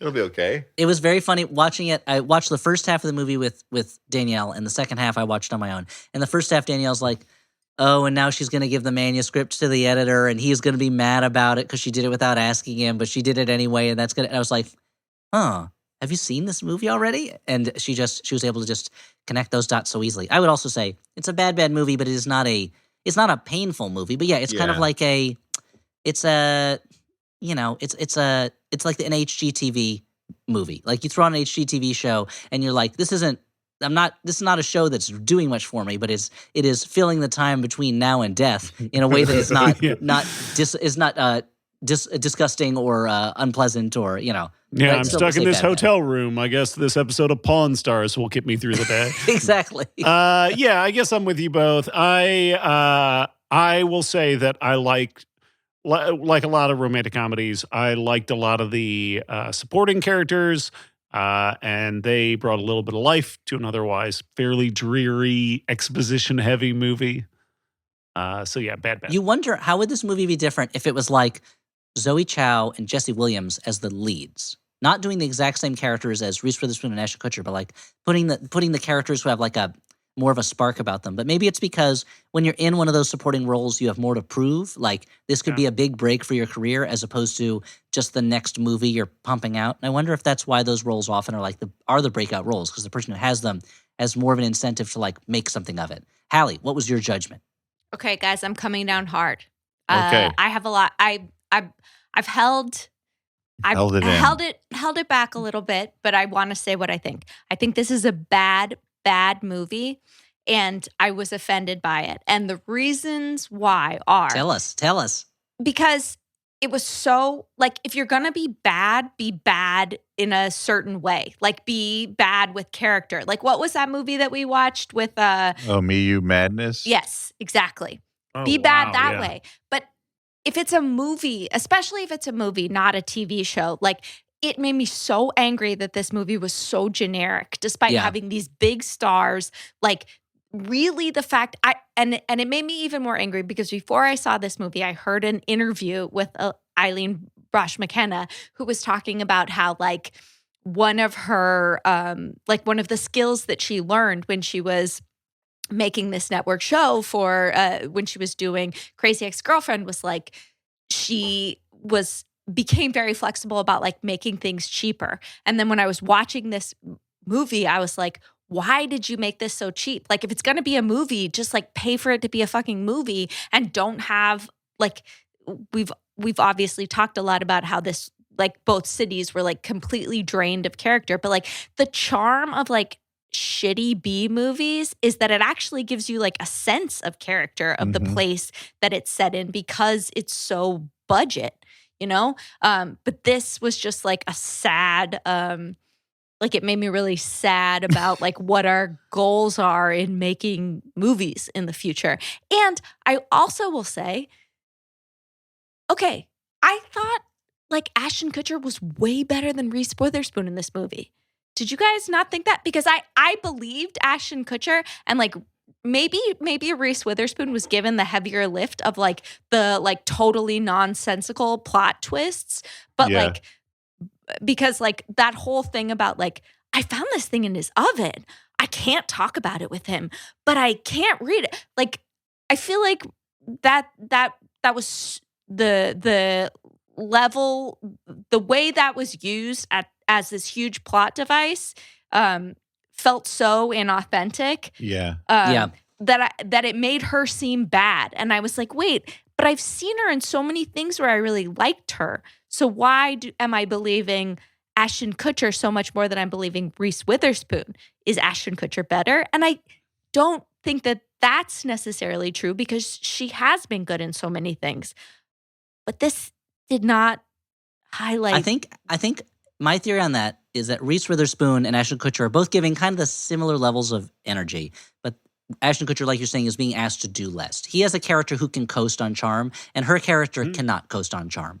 Like, it's not that kind of character. He can just drive his fancy rental car. I will also say two other things, which is like you expect more out of her, whereas like, look, I mean, I have fond enough feelings towards Ashton Kutcher, but I'm not like, this is like, I'm not generally like, this is like an actor's actor. No, but all I was looking for just was like authenticity, or like believable. It wasn't like I was expecting some great performance, but I was like, this Reese Witherspoon looks silly in this movie, and she looks like she's acting, versus Ashton Kutcher, who I was like, yeah, I believe that there's this fucking stupid kind of dude. Well, the other thing I wanted to say is I do think that like she's given a harder lift because Ashton Kutcher's given a very simple, likable thing to play, which is like he's going to come into this life and he's going to provide something for this child that the kid has been missing. Like this looseness that the kid has been missing. And that is like relatable and understandable in a way that like, you know, she's off having misadventures that don't really add up to much. Like, well, I don't know, but also I feel this is something. I guess this is a larger problem with movies: is that anytime there's a character who is anxious and protective, and a character who is like, "Hey, roll with the punches, let's just live," that second character is always going to be proved right. I think the only movie I can think of where someone takes the responsible choice is like 1,000 Clowns, maybe, where he gives something. Kramer versus Kramer. Oh, yeah, I guess. Well, I don't know exactly if that's like, I mean, he's a responsible character, but I don't know if Meryl Streep is just kind of like a, hey, loosen up, live and let live character in that. I mean, she kind of has a breakdown and runs away. But but it's, she, right off the bat. But she doesn't take the kid back. No, that's true. But very few, okay, so but the majority of movies are all about how you got to loosen up. And so she, right off the bat, also is playing a character who you know is going to be proven wrong. His character is maybe going to learn a little bit more responsibility, but he doesn't really. He's proven right because every chance he takes with Jack turns out fine. Even when he gets injured, it's fine. He's not really hurt badly. And so to have a character like Reese Witherspoon where you know from moment one, the movie is telling you her arc is to learn how to take chances and not be safe, and that Ashton Kutcher's arc is to be less self-involved, I guess, but he's not particularly self-involved. Like we never see him being – he keeps saying, I'm a real piece of shit. But he's not. He doesn't do anything particularly. He's not cheating on his girlfriend in the beginning. He's not making just sloppy not ambitious. Steaks or anything. Yeah, but so she has they've given her a hard challenge. But I think Hallie, you're right. You're so right about the genericness of it. And I feel like the most damning thing I can say about the movie is that like the word content to mean our entertainment or artistic creative stuff. This movie is content. Like it's not. You know, it doesn't feel like there's any sense of like artistic inspiration or anything. It's just kind of like, hey, let's and I apologize to the creators of the film if they were like, we worked hard on that. It's a special story to us, but it comes off as we were hoping to hire Elliot. Please still do. We had the phone in our hand, and then we thought, wait, this podcast just popped up. They're like, before I call Elliot, let me listen to the most recent episode of his podcast. Had dialed every number except for the last number, and then they changed the number, which goes to Tony Gilroy instead of you. No. And Tony Gilroy is like... you have the exact same number except for that last one. I know, and meanwhile, No, Tony but Gilroy's that's why podcast, he's like, I loved this movie. I loved it. It was great. But the interview that I heard, like, it made me really sad because in retrospect, it didn't make me sad when I was listening to it, but it was like she was talking about how this was the first thing she had ever directed. Yeah. And how, now she has the experience of being a writer, director, and it was like, girl, sometimes you gotta... I was rooting for you. We were all rooting for you. You guys don't get that meme because it's America's Next Top Model, Tyra Banks meme, but for all the ladies out there, you got it. Or men who watch America's Next Top Model, or non-binary people who watch America's Next Top Model. It's not just ladies. True. Anyone who gets that meme, you got that meme. As a director, you got to kiss a lot of frogs, is what we're saying. But I wonder if it was like, I'm a first-time director, I'm going to take it easy. And I wonder if she was the Reese Witherspoon as director. She was taking it safe instead of making big swings. Because I feel like the first time... I think that I blame actually Netflix, because I think Netflix makes everything bad. Yeah, Netflix is... there was a time, towards the beginning of getting to streaming where they had to, like, make a name for themselves. So they're like, okay, let's... And Roma, they made Roma. They made Roma, Dan. And, they still do great... They still do or acquire great stuff from time to time, but I do think that like as now they're big, they're just like, okay, we just got to keep shoveling coal on this thing, and we can't pay attention to whether it's good coal or bad coal. What's bad coal? All coal is pretty bad. Yeah, coal is the good coal. I Except guess for Cole Hauser. You don't. Have you seen The Affair? That's a bad coal. For all the affair watchers out there, you get that. But he's not really that bad. He's not really that bad. You know what she's talking about. I remember there were definitely scenes set around Grand Army Plaza, maybe, and I was like, oh, I've been there. No, there were a bunch of scenes set in Greenpoint. There was one set at the pencil factory. What the fuck? Yeah. The Affair, everybody. More narrowcasting. More Brooklyn narrowcasting, yeah.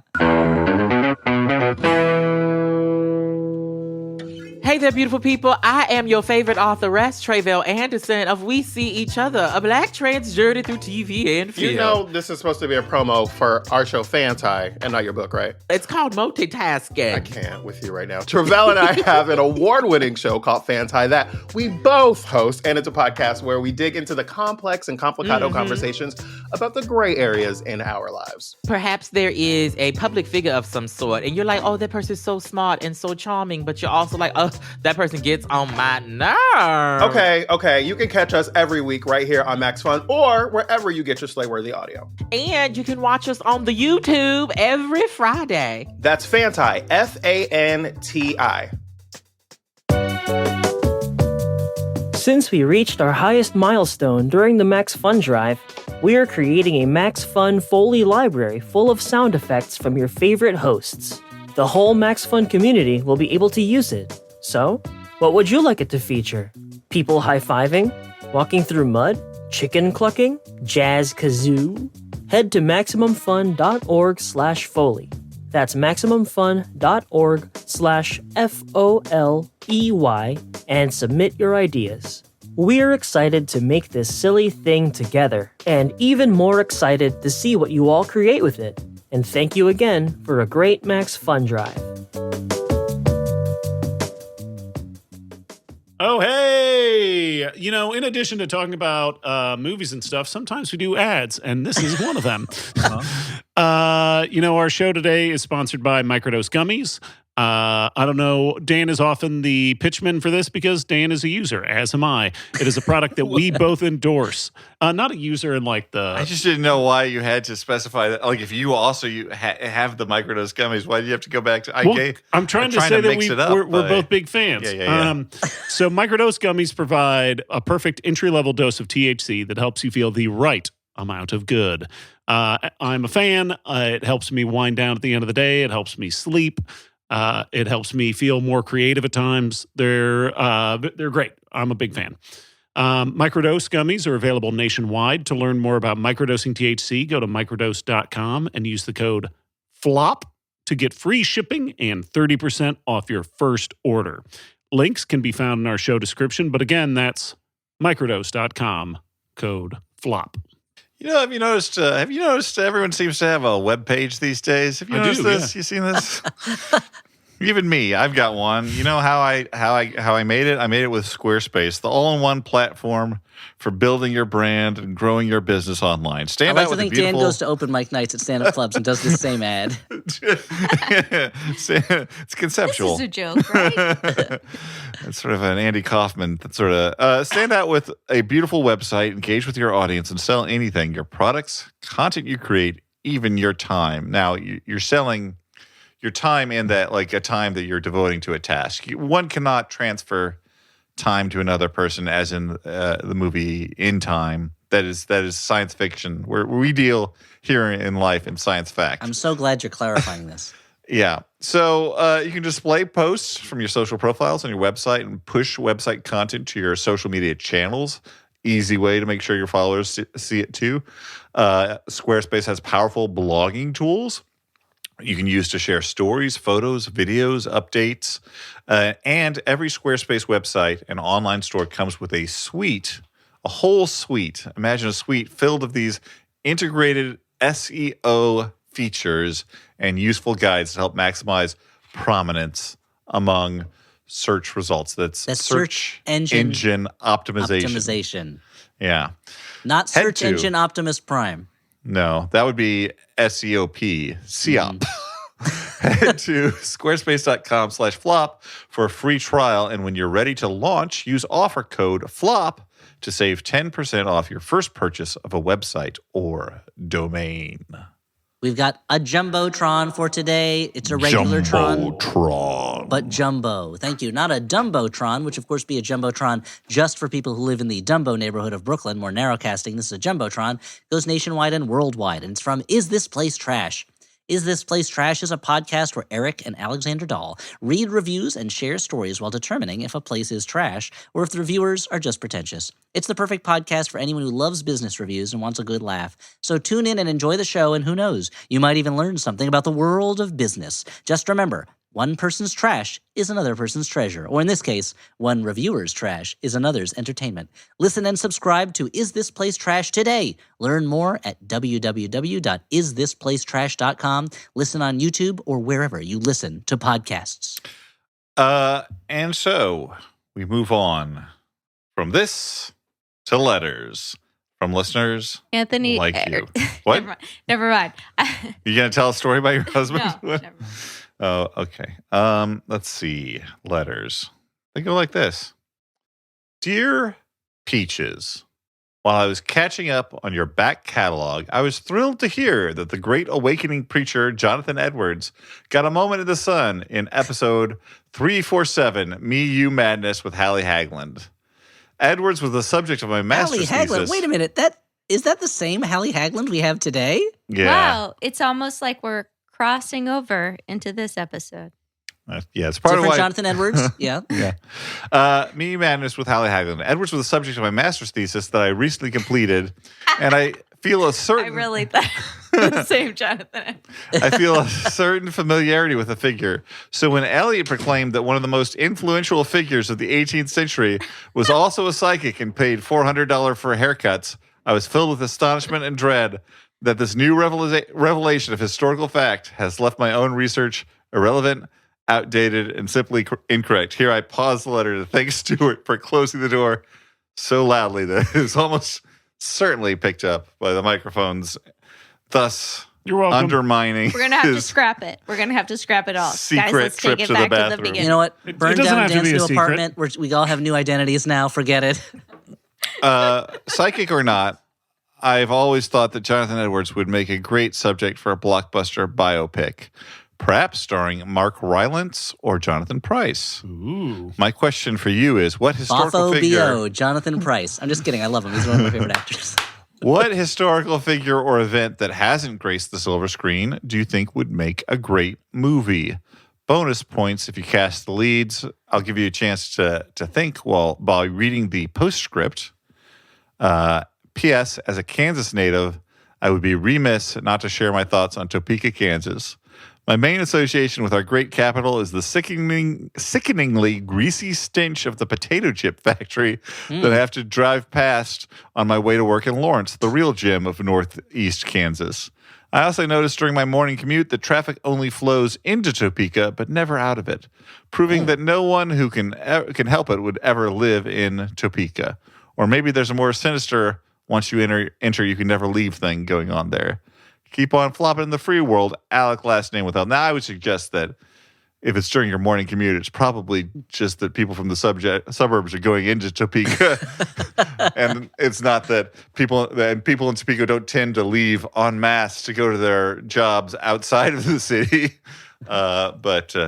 I'm so glad to hear more thoughts on Topeka, Kansas, because we've kind of we dropped the ball a lot. And I want to apologize to the listeners. For a long time, as you know, this was a movie podcast. Then it became a movie podcast where people could also share their thoughts about Topeka, Kansas. And we've really dropped the ball and got our eye off that ball. No wonder we dropped it. Our eye wasn't on it. And I'm glad to bring it back. Of course, Lawrence, Kansas, we all know is amazing. I've only ever heard good things about Lawrence, Kansas, but Topeka, still controversial. So if you have thoughts about Topeka, please write into the Flophouse and share it with us. I'd love to do a whole Topeka episode someday. A mini, probably. Who knows? Unless there's a movie about Topeka, Kansas, write in and tell me, because I don't know. Speaking of movies, let's talk about movies based on historical figures, because I've got an answer, unless you guys would like to go first. Why don't you go first? You should go first, buddy.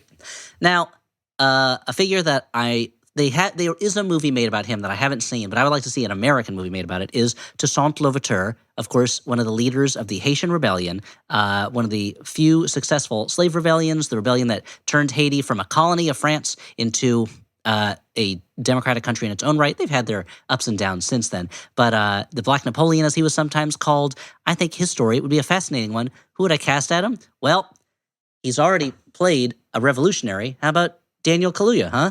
Well, he'd be great. He'd be fantastic. Or if it's the older Toussaint Louverture, Sterling K. Brown, I think would also do a fantastic job. They're both great actors. Now, that being said, the movie I've always wanted to make, I think I've talked about it before, it's a script that I have been working on for a long time, is a movie about Chester A. Arthur, a president whose story I think is really interesting, even though nobody remembers who he is except for his mutton chops. Who would I cast as him? Matt Berry, probably. Anyway, what do you guys say? I'm going to go with something that has been, I find, adapted for a few television things, but has not had a movie made about it. Growing Pains? Yes. It's a tale of, I guess, a family. I don't know, and that's all there is about it. I don't know if there's any premise to Growing Pains other than it's a family.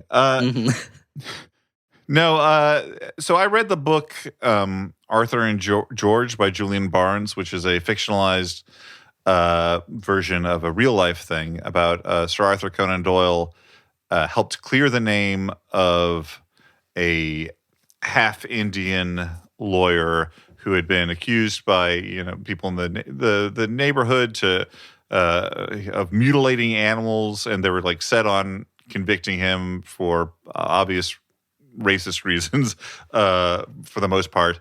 And Conan Doyle, did some of his own investigation, taking on the mantle of a detective himself briefly to help clear the name of this man. And it also led to the establishment of the Court of Appeals to, prevent further miscarriages of justice. And I just think that would be, it seems like the sort of story that would be catnip to a movie maker, to have Arthur the Conan creator of Sherlock Holmes doing some solving crimes.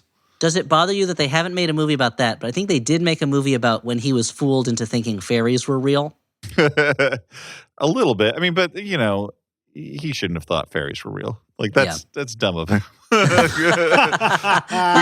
can drag Conan Doyle for that. Conan Doyle is such a funny character. That goes in the jeers section of his Wikipedia page. We really need to start putting those on more Wikipedia pages. Hitler's section is a lot. Big jeers. Big jeers section. No. That Arthur Conan Doyle, as many people have said before me, created the character who is all about rational deduction, and he was ready to believe whatever nonsense came his way. Yeah. Like he was friends with Houdini, and how he's like, Houdini, I know you have real magic powers. And Houdini's like, no, I don't. And he's like, I know you have to pretend you don't, but trust me, your secret is safe with me, Arthur Conan Doyle. He's an interesting character. Back in a couple months back, I did a trip to San Francisco, and while I was there, I did a tour of Alcatraz, which is now it's a federal park, state. It's a national historic park. I think. Thank you. And one of the things I learned is that after the prison was shut down of being a prison, it was occupied by a group of Native American revolutionaries. Yeah, it's part of the American Indian movement, right? Yeah, and it led to a bunch of changes, and they were eventually forcefully ejected. But it was the longest occupation of U.S. land, in history or something and it's it was really fascinating. It was like over a year and a half long, right? It was a long time. And after after they were ejected and everything was cleaned up, they ended up bringing people back in to kind of redo all the graffiti that would recreate the graffiti that was left by the occupiers. And now I think it's really fascinating and not something I knew before going there. Hal, you don't have to have something if you don't, but if you do, this is your chance. All right. This isn't a very good idea, but I wanted Let's to provide rob a one. Well, I was just thinking about it could work. Well, I don't actually know the true story but okay. So, there are all these movies, these IP movies about the inventor of the mop and the inventor of Tetris and all this stuff. There was that IP movie about IP Freely, the author of the book The Yellow River. Yeah, exactly. Shit. What I think, without knowing the actual origin story, I would love to know the origin story of the American Girls collection and how it evolved from this sort of educational resource that they were trying to teach girls about history to I don't know, just design a doll that looks like you and take it out to the store. It's kind of like a Build-A-Bear now, right? Yeah, exactly. I think that there could be some real sinister plot twists in that, not knowing the real story at all. That's my answer. It's a good idea. I remember every time I hear about the American Girl dolls, which is frequent in the circles I travel in. I think about, there's a book I read once. You hear people saying, Elliot, why do you have so many American Girl dolls? Yeah, exactly. Yeah. Please put that American Girl doll down. Stop what are you doing. Why are you hitting that me with American Girl doll? Yeah, Tom Petty came in. He's like, I thought I liked American Girls, but this guy. Yeah. He's a ghost at this point, right? Yeah, the ghost of Tom Petty was roasting you. Yeah, that was a ghost roast. Yeah. It's when only ghosts do the roasting. Yeah, worst kind. There's a book I read years ago about Russian writers writing about their experiences in America. And one of them, he was saying how he saw a sign in Times Square that said American Girl Show. And this was in the 90s. And he was like, yeah, this is going to be hot. This will be, it's Times Square, American Girl Show. And he and his friend went to it. And it was only as the lights were going down that they realized the audience was entirely moms and little girls. And then they watched it was like a pageant of people playing different American Girl characters. But they had gone in expecting it to be like a strip club, I thought this was really funny. I feel like they should have noticed that earlier. The what? That they were just surrounded by little girls. Yeah. It's like in a horror movie when you realize you're the only people in the tavern that aren't werewolves. Yeah. Or like when I went to see the circus and I looked around as a single man. I'm like, you were the only single man, but you did buy. What were the souvenirs we said you bought there? Like those long fiber optic strands that glow and stuff. I just wanted to see the circus. You want the full experience. I get it. Yeah, I mean the circus doesn't exist anymore. You had to see it. You wouldn't get another chance. This is from Jeff. This letter. Jeff. Hey Jeff. Who writes, "Hey Flop Dogs." The Jeff. The Jeff last. That's right. That's right, Jeff. Hey Flop Dogs. In the spring of 1995, some friends and I were driving from Portland, Oregon to Eugene, Oregon for a punk show. Checks out. Those things existed at that time. Side note, I think it was for the first Man is the Bastard show out of California. And we passed a movie triplex on the side of the highway that was playing Tommy Boy, Bad Boys, and Rob Roy. This rhyming triplet stuck in my head, and frankly, it sounds like a pretty good triple feature. So, dudes, what's your rhyming triple feature? Thanks for all the great listing fun. I love that this is not the question that Dan sent us ahead of time. He said, Well, I thought it would be more fun to surprise you with this Okay, one. I guess so. Sometimes I make a calculated, I'm going to... Tim Roth is such a fun bad guy in Rob Roy. Oh, boy. And that's a perfect example of a movie when the villain kills a dog and you're like, that guy's got to go. I'll give you a little time by choosing a movie that's in theaters and building upon that. My triple feature will be of Air, Hair, and Cocaine Bear. Oh, yeah, good I thought combination. you were going to say Con Air. Con Air. Well, I mean, that's kind of just not really a rhyme, but I guess they this use one rhymed boy Tommy and Boy boys. and Bad Boys, yeah. Yeah, so look, we can go by Madonna Vogue rules where she says, come on, let's get to it. Strike a pose. There's nothing to it. I'm like, Sure. Mine is that going to be kind of a slant rhyme. It's Mean Streets, Heart Beeps, and then a movie that Paul doesn't Schrader? exist. And then Paul Schrader's Heart Beeps, and then a movie that doesn't exist, Mean Streeps, which is about Meryl Streep just being mean, just being a real. I guess which I guess is just the Devil Wears Prada, but instead we would call it Mean Streep. Mean Streep is pretty good idea for like a being John Malkovich style. Like we're just gonna take someone, and like build a thing. Sorry, Stuart, we gonna? Yeah, I was gonna do a bad one for everybody. So I'm gonna do First Man, Thirst, and Men.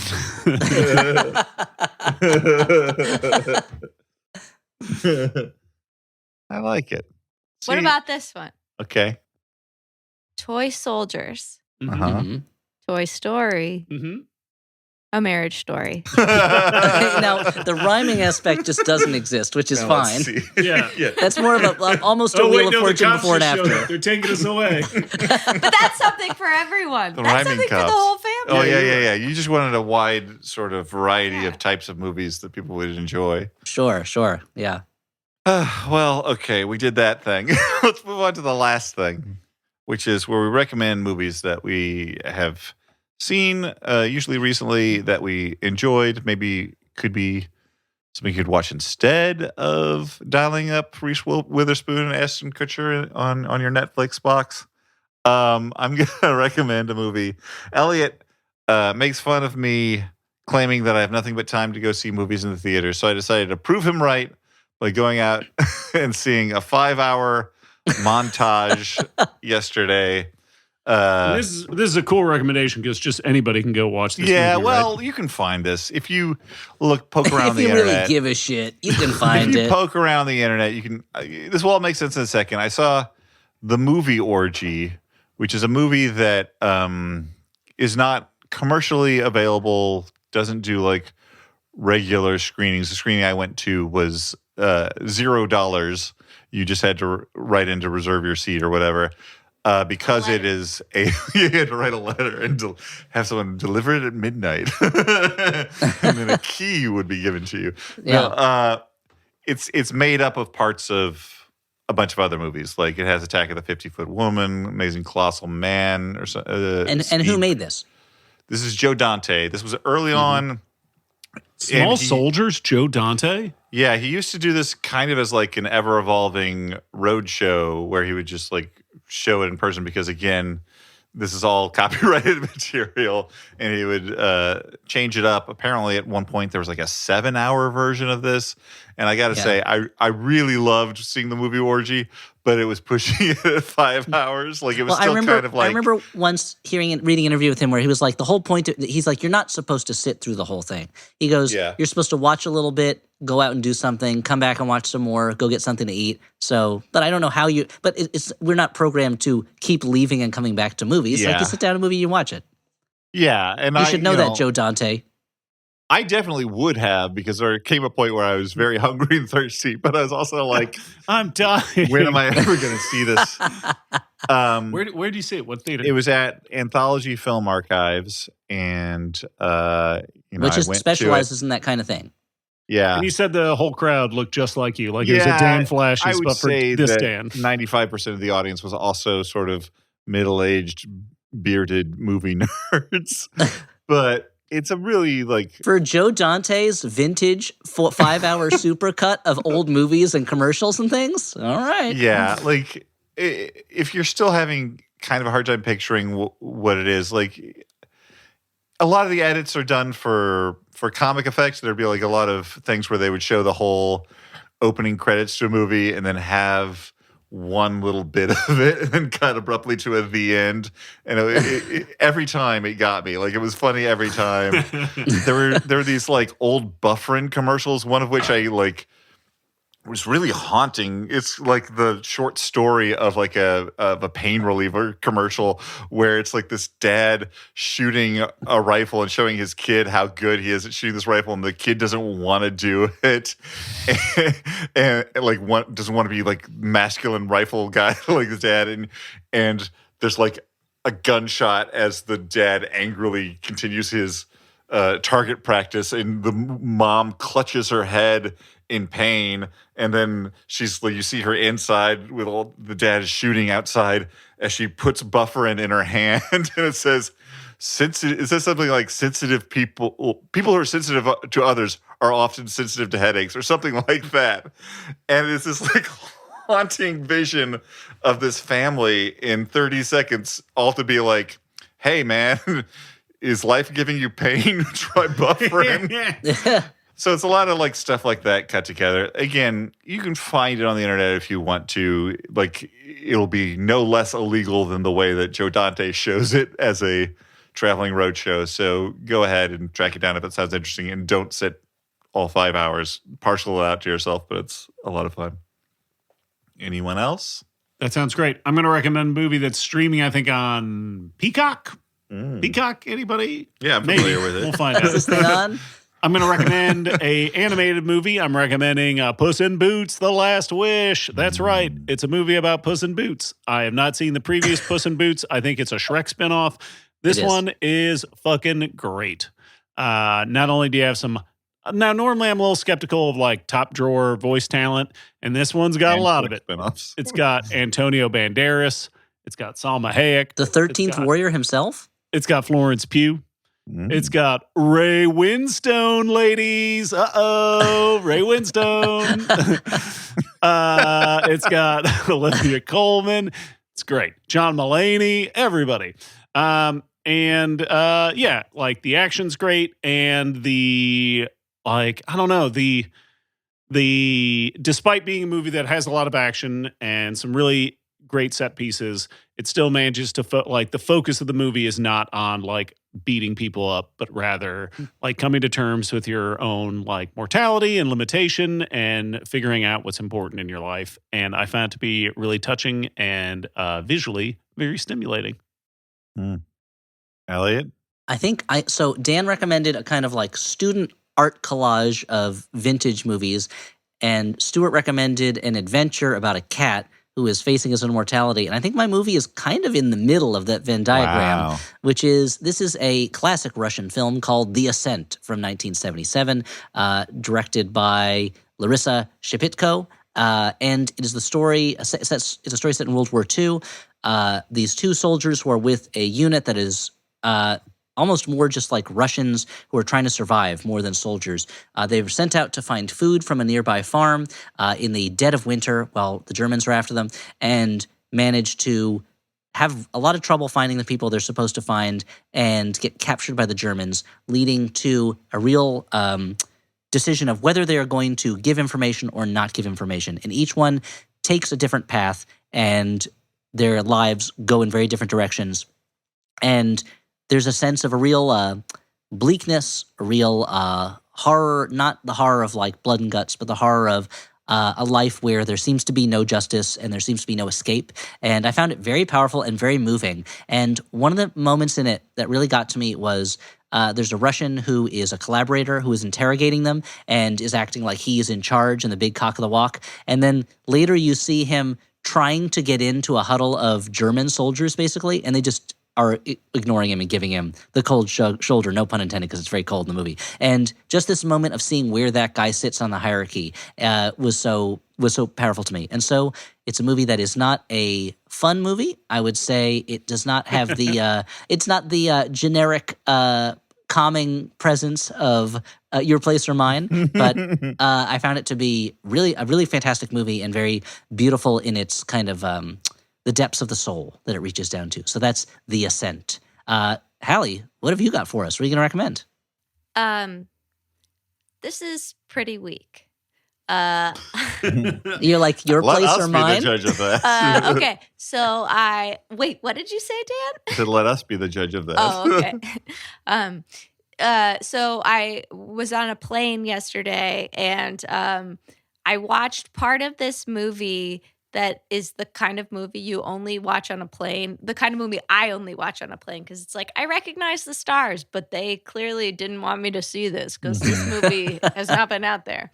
So it's called like Alice Darling or Darling Alice, starring Anna Kendrick, who I'm not usually a big fan of, but this was a thriller about she's very small, but they weave it into the plot in this one. She could be anywhere. That's what it's scary. Yeah. It's just in your pockets, behind your ear.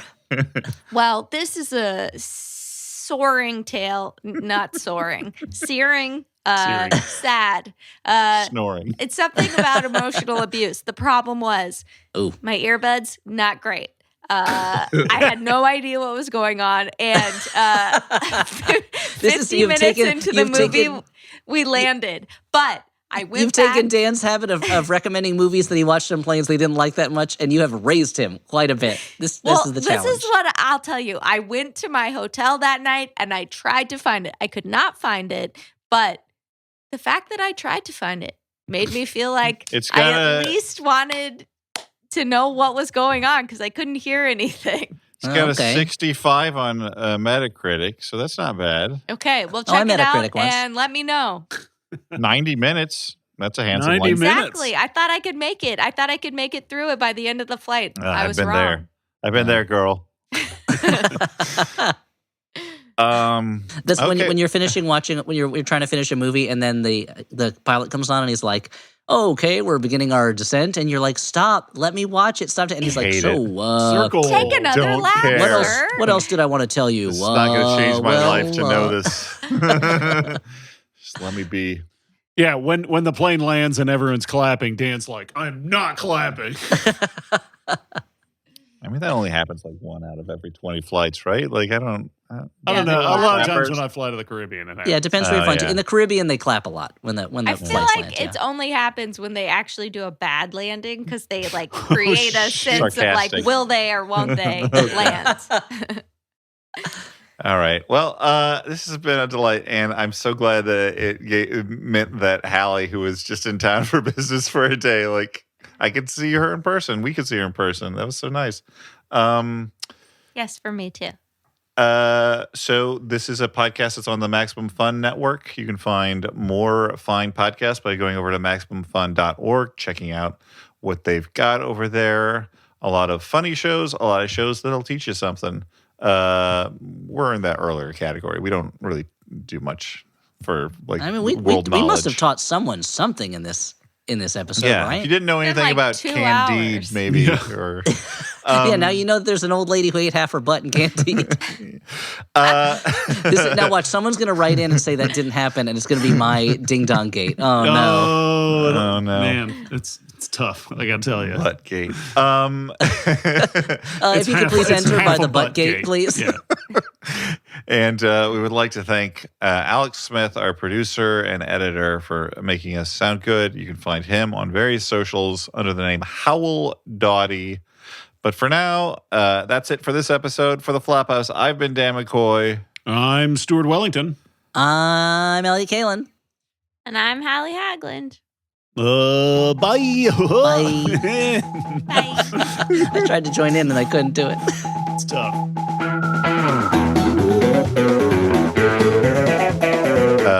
Is that drink okay, Hallie? It's great. What's in it? velvet falernum and rum and some lime juice. Ooh, Velvet it's a falernum. real, yeah. But it's I'm a real, allergic to velvet falernum. real taste of the tropics.